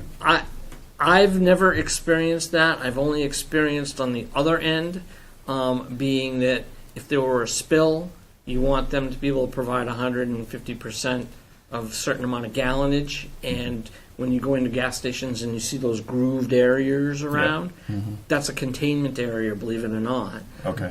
for gas. But on the side that you're talking about, if the suppression system goes off, I'm not aware of how that could or would work. We might need to tap the fire department. There's a lot of variables with that, because if it's raining and it goes off, if it's Yep. windy when it goes off. That stuff's I mean, really nasty if it gets in the groundwater. Yeah, Yeah. yeah.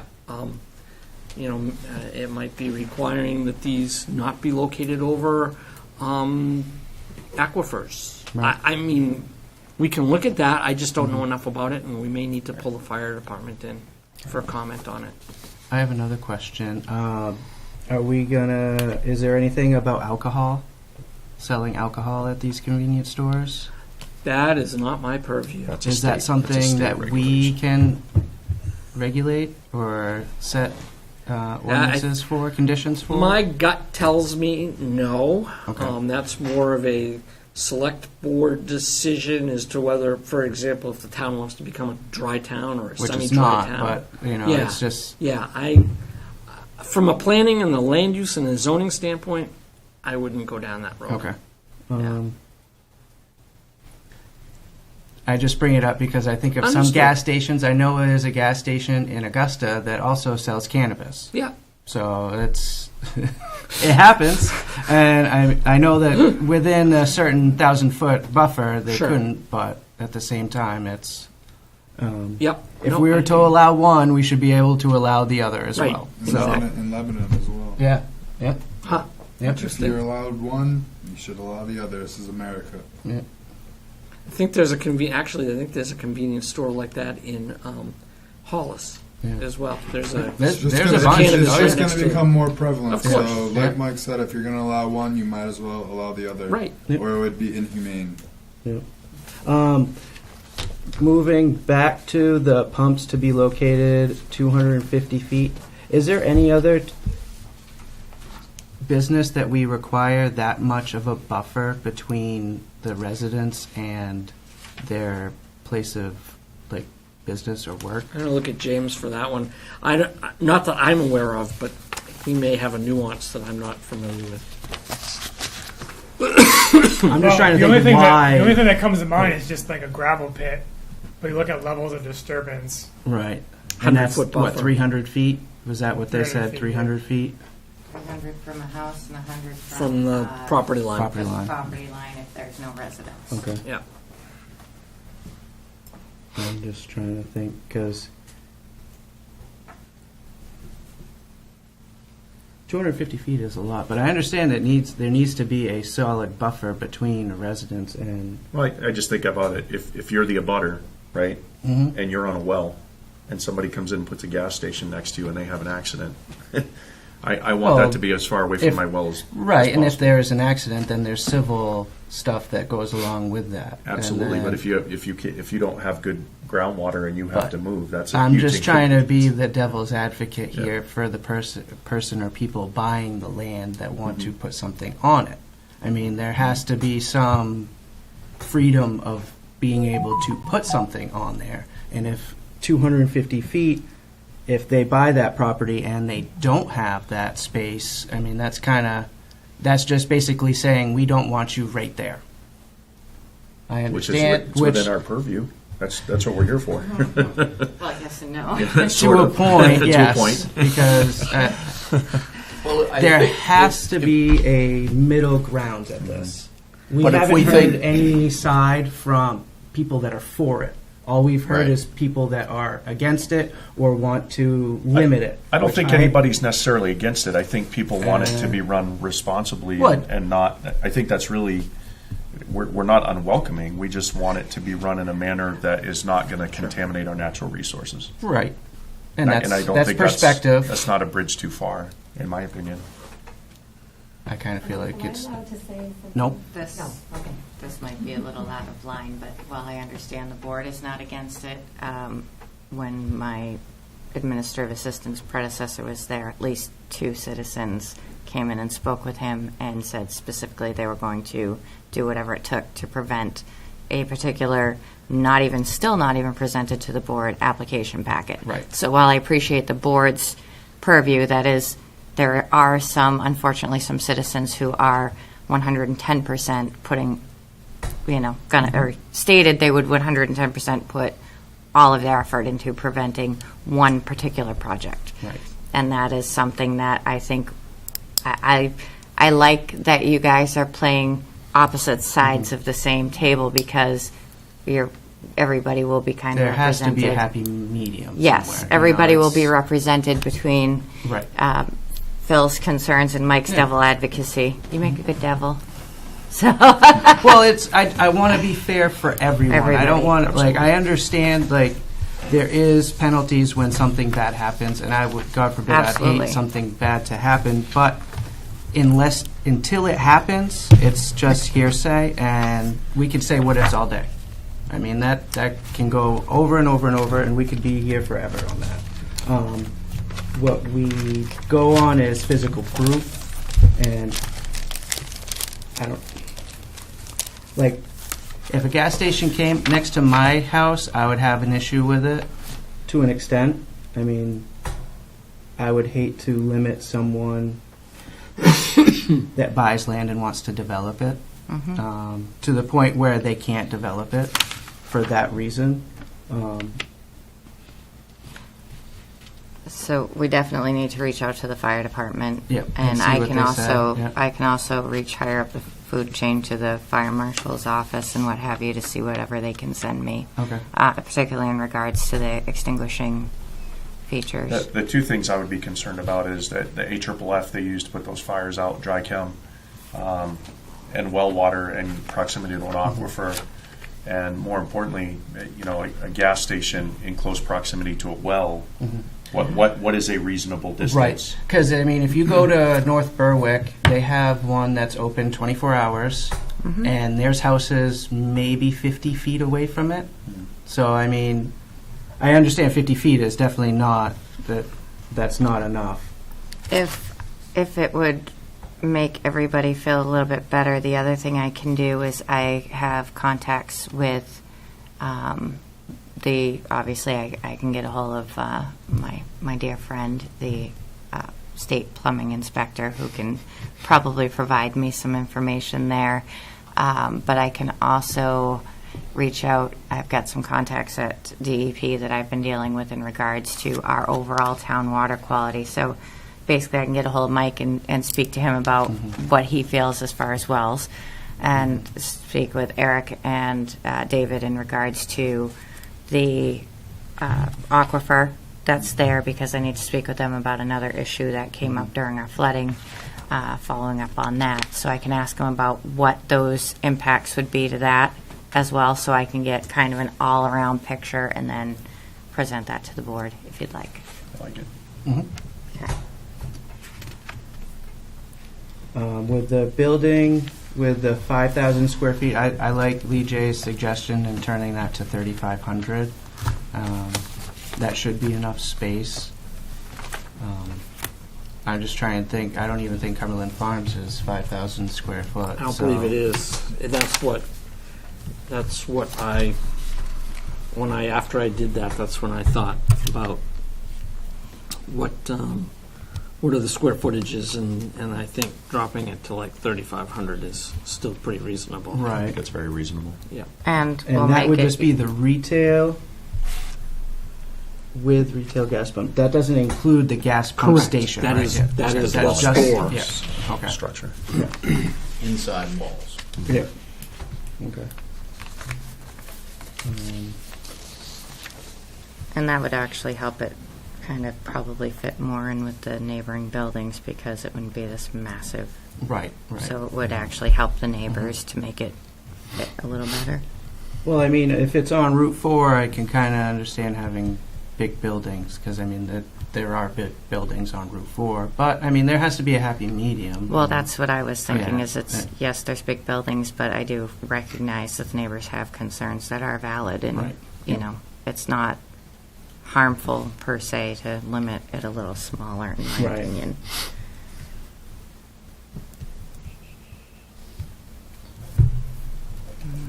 So we've got some homework to do. Yeah. You guys always give me homework. With their signing, they can't have lit-up signs, correct? Because that's the No, they've got to town. stick with the town. Yeah, that's Right, with the that town the- signage. Yep.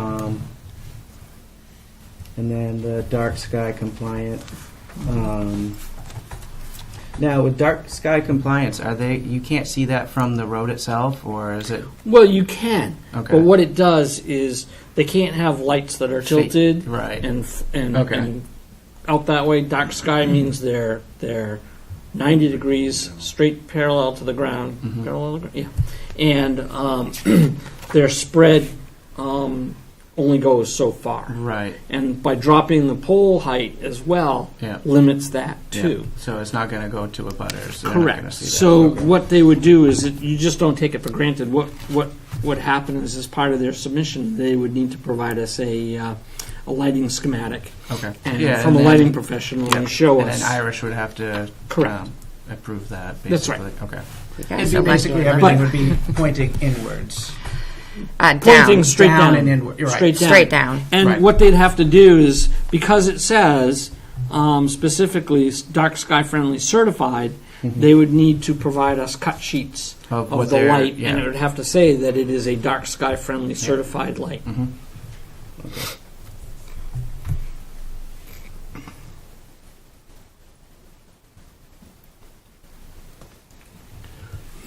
May I circle back to, I can't read my chicken scratch right now, to Mike's concern about doing a district or businesses versus just a single use. I haven't been being rude, I really have been working on my phone. So the Freeport has village design standards for residential and commercial facades. They have architectural standards too, and they're pretty The residential is very vague, and I don't know that I agree with Right. residential, but the commercial, it does apply to everyone, and In the village. yes, So and is that the, Well, in this case, what we would do is apply it to The your entire main town. corridors. okay. but this has like, so they did it specific to the area that they want to keep that Okay. that vision of what they're seeing Mhm. based on what I read of their little preamble part. And it looks like it can be done without being overly restrictive. You know, It's not hard to make a business visually appealing. It's Right. just, Exactly. it's hard to put in writing how they have to do it, though. Right, right. And Freeport's looks like they did a good job of being specific but not restrictive. Okay. And that's, I think, a Yeah. good I type of think we thing to beg, model borrow, and after. steal from other areas that have been successful at it. Yeah, we pointed out Excuse me, Kittery, we Freeport. call it not reinventing the wheel. We don't call it beg, borrowing, and stealing. That makes us sound bad.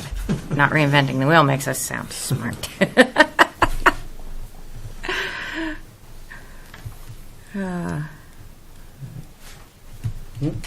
Okay.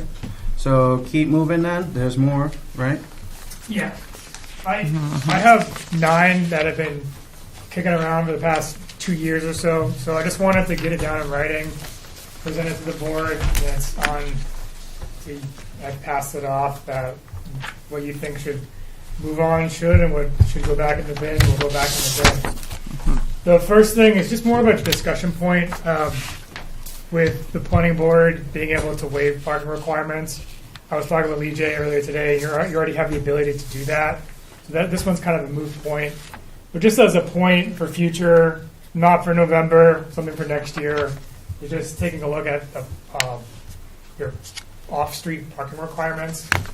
They're old and not really relevant to today anymore. But there's really nothing to do for number 1, so we can kind of table that. Number 2, I'm just throwing it at you, and I don't think there needs to be much discussion. You can digest all this. If you have questions, let me know. I've seen multiple times where someone has a residence, they want to add a commercial use, it's allowed in the zone, they have the minimum lot size for their own residence, they have just under enough to add a commercial use. What I'm proposing is if they have met the minimum lot size for residents, that they have the ability to apply for a conditional use through planning board. If it meets all the other dimensional requirements, if it meets egress, if it's safe, if it's something that the town has already determined is a use that's allowed there, then it would have to meet lot coverage and all the other dimensional requirements. It would just wouldn't require that minimum lot size and a half. So is that talking about building onto a residential structure to add mixed-use commercial space, or converting an existing building into commercial use it could be and mixed use? Could be either one. Okay. And again, it would have to, even just by doing that, it would still require planning board approval with the conditional use. Yeah. And it would still have to meet all the fire, police, egress, everything like that. So it's just a setback issue, if I'm hearing you It's correctly, or land Well, size, the lot lot size. size. Lot size. So, for example, in Yeah. like R3, there was one example with a gym that wanted to come in, and because they were in an aquifer protection district, they needed 120,000 square feet times a half more. So the way it stands is their gym is under a home occupation, which limits the scale of it. It Gym- limits how many people can go on the Yeah. road and. It's just the only reason bringing this forward is just the understanding that the tax rate is a concern for our residents, and adding some commercial development just alleviates that burden from our. But again, that's just something to digest. There's obviously ways to. Maybe it's just a quarter of the minimum lot size requirement. Number 3, this one's very straightforward. pretty much anything where a single-family dwelling is allowed, an accessory dwelling unit needs to be allowed based on LD 2003. So that's what the changes to the land use table there is doing. And then also an LD. I saw a note there, James. And maybe it was the notes that you guys passed out. Were we looking at reducing that from 400 square feet to 300 square feet? And what was the rationale behind Yep, that? I'll get right to that. Yeah. Just the one before that is that accessory dwelling units do not count as a permit towards growth limitations. So that's also part of LB 2003 as a law. The next change of what Bill was asking is accessory apartment shall be more than, just as a discussion point, right now, when this was set to 400 square feet, arbitrary number, sounded good at the time. Tiny homes, by definition, are under 400 square feet. So it's whether the board wants to allow tiny homes as accessory dwelling units. And talking with Lee J, why 300? 300 is pretty arbitrary. The minimum by the state law is 190 square feet. So why don't we go 380 Or 399. or 399? I mean, But so if you went 399, you're saying that tiny homes cannot be accessory dwelling units. Well, tiny homes that are 400 cannot. Tiny homes that are 399 could. Or less. Right, or less. Right? So what this is saying is that the minimum size of accessory dwelling unit right now is 400 square feet. Oh, okay. Okay. Minimum I got size. you. oh, So by saying that, we aren't basically allowing tiny homes. As accessory dwelling units. Right, as accessory dwelling Oh, units. this is, all Which, right. to I me- missed the minimum.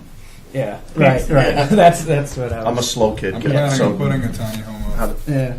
so you can do 400 square feet, I or we're I changing think- That's the minimum. Or more. minimum Yeah. or more. It would be Okay. changing the minimum from 400 to the lowest you can go is 190. I see. And So we're that's- not limiting the size of the tiny home. As of right now, we are. Yeah. Oh, yeah. We're not allowing. We don't allow tiny homes as accessory dwelling units. I gotcha. Unless they're on wheels. No. We allow them as primary dwelling That's units. more of an Irish question. My understanding is yes, as long under certain they have to meet the building code and meet a. So, yes. Okay. Tiny homes can. I'm still getting used to these, sorry. So, yes, tiny homes can be your primary home. However, it's very difficult because a tiny home still has to meet all of the codes that has to be tied into water, sewer. And a little spoiler alert, every tiny home I've seen has anywhere from 1 to 4 sheds because people love stuff. So you move into a tiny home to downsize, and then we just add a whole bunch of sheds around the property. But yes, you can do your tiny home and have your Christmas tree shed and your 4th of July shed.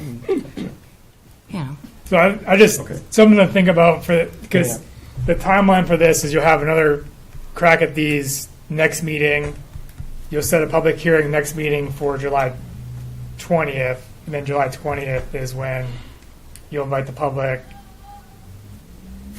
and you'll make that recommendation at that time to forward what you want to the select board. So you still have some time. So we don't allow tiny homes as an accessory dwelling unit, right? At this moment? Just by the definition of the size, I mean, not to go down like. And it would have to be hooked up to sewage, Water. septic, and or water, right? That's also another That's part all of in it. there. It has they would all have to, anything anybody's living in is required by code to be tied into Is that with potable the state water. or is that with the town? That is with the state. Okay. That's, my licensure Okay. depends on me not allowing somebody to live in something unless they have So if they had a septic. composting toilet, that wouldn't- Composting toilets are not recognized by the state subsurface, and if you got a problem with that, take it up with Brent Lawson. I'll give you his number. So nowhere in Maine is a composting toilet. It is permitted not. in a permanent That has primary residence. that has been an argument that the tiny home folks have tried to fight Oh, yeah. because a valid they've been point. putting in composting, but the state does not recognize that. Irish is correct there. There are states that do, though. That's a crappy Maine does situation. not. What about outhouses? Um, I'm sorry, I'm just, So I can answer that for you. if you would like, I mean, this because is a really crappy conversation. a modern type of outhouse is basically the porta potties that you Right. see. The state will not allow those to be used as a permanent facility. They can only be used on like one-day events. So you'll see them at the Temporary, yeah. right. That's correct. So Although, they- fun fact, if you had one that was pre-existing, they won't make you tear it down if it's still functional. Or fill you're it supposed to in. dig it up and move it every guess- so many years. Fill it in, I guess, Yeah. would be a better option. It's, it's, Okay. so no, none of they have not approved any alternative toilets in any way, shape, or form Or in the gray state. of water Maine. systems or anything like that? No. No. No, you can do a dry well for like your washing machine and your Right. used potable water, but Yeah. nothing that's coming out of your black water, your gray water. You can't. Okay. You just can't do black water into anything other than.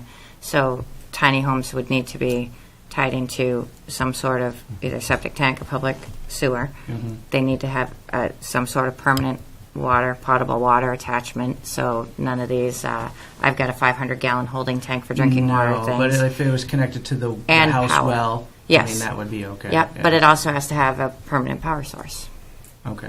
You have to be attached to all of your utilities that make your home habitable. So, for example, if you have no power, CMP goes and pulls your power, I have to go mark your house as an unsafe, unsanitary structure because you're required to have power. Well, what if you lived off grid? Don't even get me started. Oh, I'm Michael. just trying to get all this. Off-grid, you're still permanently wired to a form of power because you're typically going to use some sort of solar or something like that. Right. So otherwise, you're out in the That would be woods. private power at that point. Yes, That wouldn't be. but it would still be power. Okay. Permanently having Yeah. power. So if you hook up a couple batteries and one solar panel, that's technically power. Not You're to a re- lender, it's not. Not to a but- lender, but you're not reading by candlelight if and you burning got your cash house to down buy when you it, fall fine. asleep. You Right. know, Yep. and you can't Netflix off a candle. So let's be real. No, but you can pedal a bike to charge your battery to run a TV. I'm going to change the subject on you. Though. One town that I work with was allowing tiny homes, or wanted to allow tiny homes, but they wanted to limit it to making sure that because tiny homes are on wheels, they're on a carriage, and they can be hauled off any time. If they're hauled off less than 180 days, then they don't pay property tax. If they're there for more than 180 days, then they pay a property tax. So this town chose to require them to be on either a frost wall or a full foundation. Oh, wow. Yes. Wow.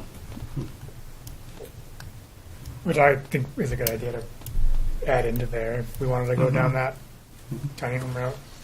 The next, Sorry to derail a discussion. I think it's all- It's a good discussion It's because I mean, it's we stuff kinda we have hear. to We've get a been hearing the feeler of past. this. I mean, it goes back years where I've been hearing this. Yeah. These I mean, the questions. thought of tiny homes is great. It's no one wants a tiny home trailer park, Yes. you know, but Right. to have a tiny home community is Well, different. that's what they. That's call them what as they tiny home want, and communities. there's a fine line. I mean, 50 tiny homes is kind of over, but like if certain people want a commune and Bangor, a developer up in Bangor just bought an old mobile home park and worked with the city of Bangor, and they're converting all of the mobiles to tiny homes. With 5 million sheds. I mean, there's some tiny homes that are nicer condition than houses. I Houses mean, in Burwood. Oh Yeah. God, yes. They're very nice ones. Yep. and then there's some that are just I want one. yeah. And Phil, for the record, I think that's the longest we've been without going off the rails. So we did good tonight. The next three changes I have, and something that the board's done is take regular land use ordinance amendments, make under one article, and then the marijuana amendments on a separate article. That way, people are just voting on non-marijuana amendments, and they're not tied to the other ones. So that's something the board could do here. The first two changes in the definitions, and the intent behind this would be to allow some marijuana cooperatives under home cultivation. We, from the outset, did not allow any cooperatives. One of the lines of thinking was just like, all right, if you have people trying to skirt around it, you're going to have 2 or 3 or 4 marijuana cultivators sharing a license, and now you have 4 times the canopy at someone's house. This has precluded spouses from being able to share a license together. So that's the intent behind it, is to allow people who co-locate under the same residence, but only keeping it to 2. And they would be subject to all of the performance standards under home occupation and section 8.25. And the second change would be allowing adult use cultivation in the R3 zone for adult use cultivation facilities that have a canopy of 1,000 square feet or under. And they would still be subject to all the requirements of 8.25. What do you mean a canopy of 1,000 square feet? What does that mean? So that would be the actual flowering room Yeah. in the facility. You want to they're change limiting that to say flowering canopy on that. Yeah. Just, but yeah, it's just basically limiting how much you can grow. But I mean, that's a small tier adult use. That's tier 1. Yeah, tier 1. Or And- either 1 or 4. Right, I it's think the you- lowest one one. or the other, yeah. It's We- the lowest. Right now, and Mike, you can correct me if I'm wrong, the medical home growers are limited to roughly 500 square foot canopy. Mhm. And those are, It doesn't, they're everywhere around town, and medical grows have far less hoops to go through than adult use cultivation facilities. Yeah, adult use is way more strict on their standards and regulations with the state. And this one will be a discussion point. This one's actually the last one for marijuana amendments, is getting rid of the cap entirely. The board may want to incrementally increase it or keep it the way it is, or remove it entirely and revisit it and come back to a cap if that's what the board wants to do. So again, I think you want to digest it, come back to the next meeting, and I think that's probably the best, because we're approaching 9 o'clock right now. So. I'll make sure that you have digital copies of this as well. Number 8 is, this is like Tammy did this a while ago, and it was just kind of put on the shelf. I'm not quite sure why, but I think she Well, did it's it. just because she left, and it was just. You're probably right. Yeah, the ball just got dropped at that point. Probably right, but I think she did a good job. Yeah. In this is a consideration for a cap, which obviously it's a tool that the board may decide. I think, you saw the application that came before us, that if it's completely screened or if it's not taking down trees, maybe that's something that is put in the performance standard, but there's a whole host of performance standards here to review. A lot of them are kind of the standard conditions of approval that have been developed over time with the wildlife fence and the pollinator buffers and things of that nature. I do like the idea of a cap under item F, and it's just, I was under the impression that we were going to be constrained by capacity, and as I learned this evening, we're not constrained by capacity. So I just don't want us to become Yeah, at this point, Solar Mecca. solar Yeah. mecca of we some have kind. two built, 2 more approved, and Right. 1 coming. So Right, and Right. the hard part is since there's 2 that aren't built yet, CMP doesn't really, are they going to say that since they're not built, that the other ones are okay? I think I'm guessing. This is just my assumption at this point. I probably should do this in a live mic, but the Hubbard Road one is all the way to the top left of Berwick. The School Street one's way in the middle, and then the Route 4 one's at the bottom. So they may be Right. different grids. Well, I also think CMP is investing heavy. If you look on 236, they just replaced all the utility poles, and you can tell it's higher ampage Yeah. runs. So I think the writing's on the wall. If we don't put some type of an administrative check valve, Yeah. I thought the capacity was going to be our check valve. It's not, and we need to. Right. That was We could be also driving the that was my trains, we don't that was get- my understanding as well. We should be so. driving the train so we don't get hit by it. Could we add it so we have, CMP give us a letter of approval, or just make sure that they can adequately Yeah. supply or transfer that power?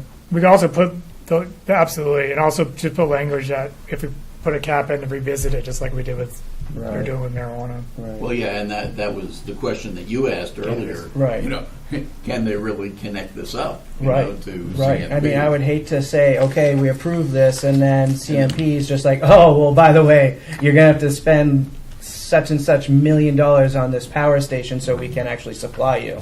You know, that would kind of defeat the purpose of getting approval. You know? And By the way, is anything happening on Hubbard? No, they No. got an extension. yeah, they just got an we extension. got, Unless they got they a couldn't year get hooked up, right? extension. Yeah. Yeah. That one's it's 5 megawatts, Yeah, so that's theoretically a big 5 one. times the size of Yeah. one. The last thing I have, this is something that we've kicked around for years, just an idea of what a R3 housing cap would look like. We do have some solid growth provisions in section 6.3.1. This would just be another added. And what this would do is, for any time there's a sharp increase, we kind of just smooth it out a little bit.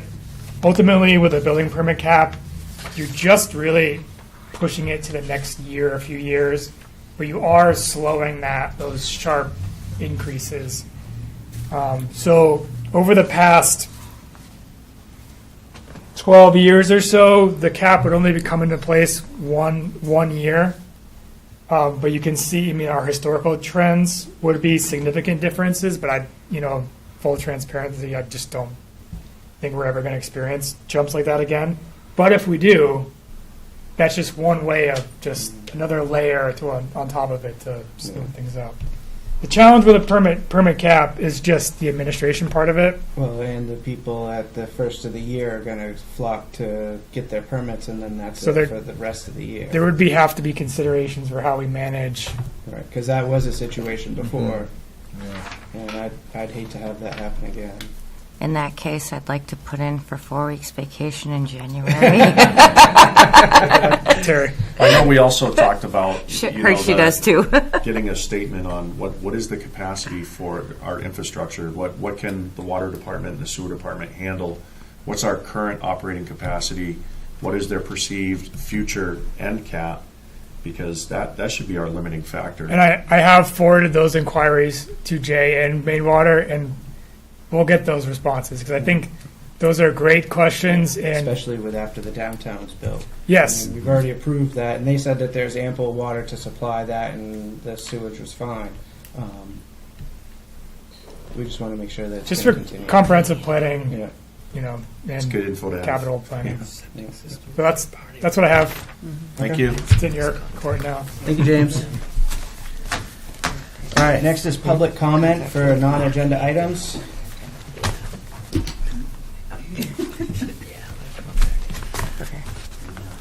No? Okay. Moving along, informational items. I've been doing some work, and I've talked to a couple farmers about stuff that we could do to help improve them, because we've had our joint meetings and stuff.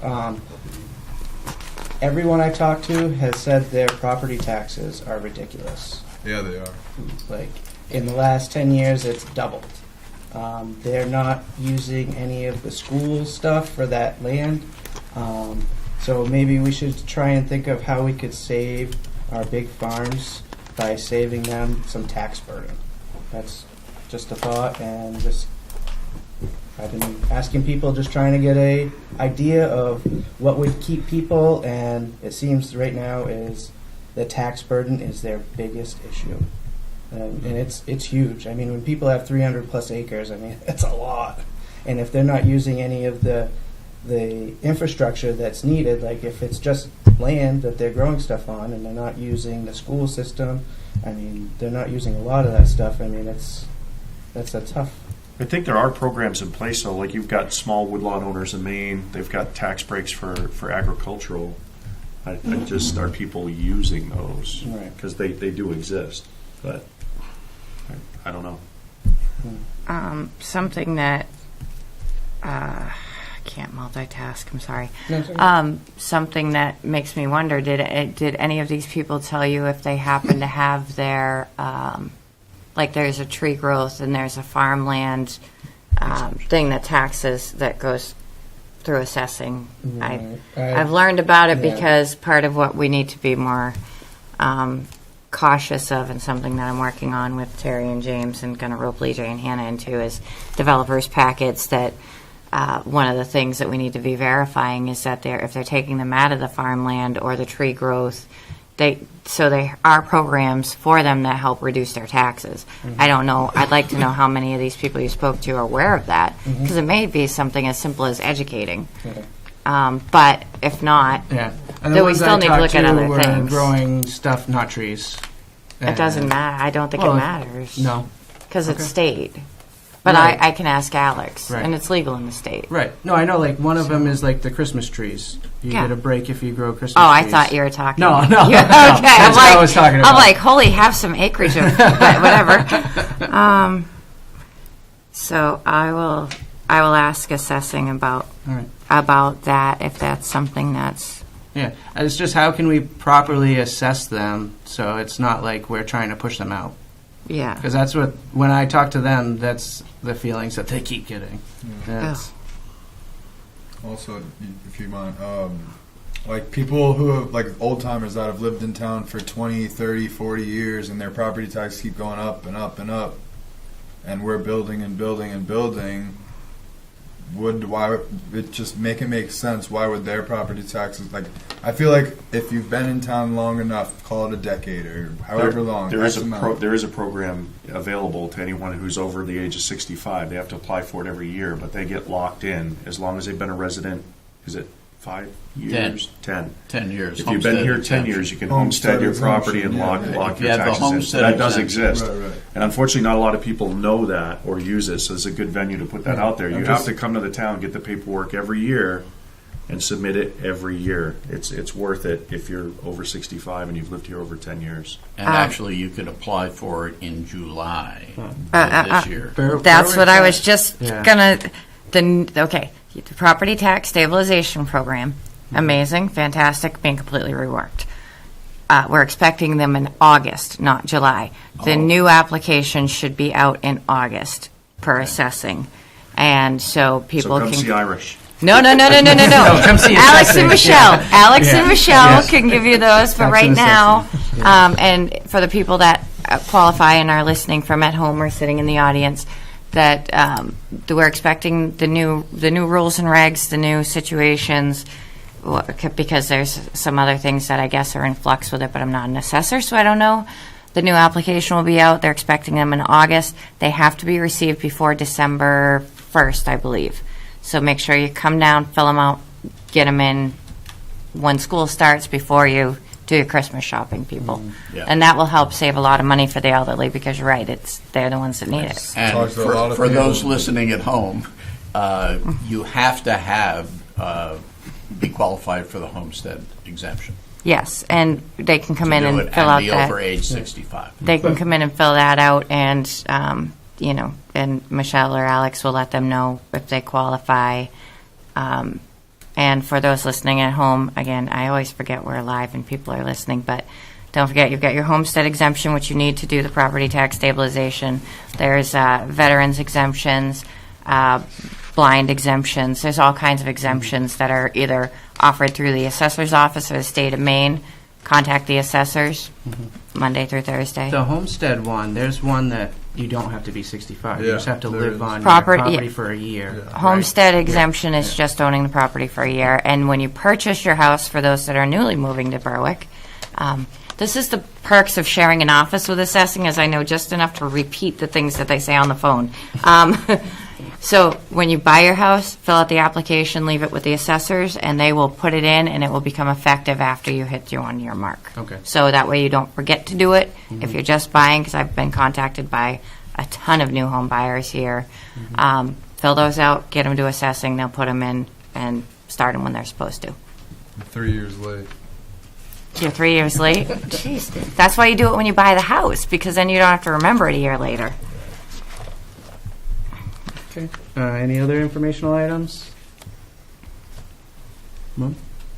Okay. If there are no further items for consideration from the depths of the Berwick Town Hall in the esteemed Burgess Meeting Room, I make a motion that we adjourn. I'll second that. Okay, all in favor? Aye. All right, good night, thank you.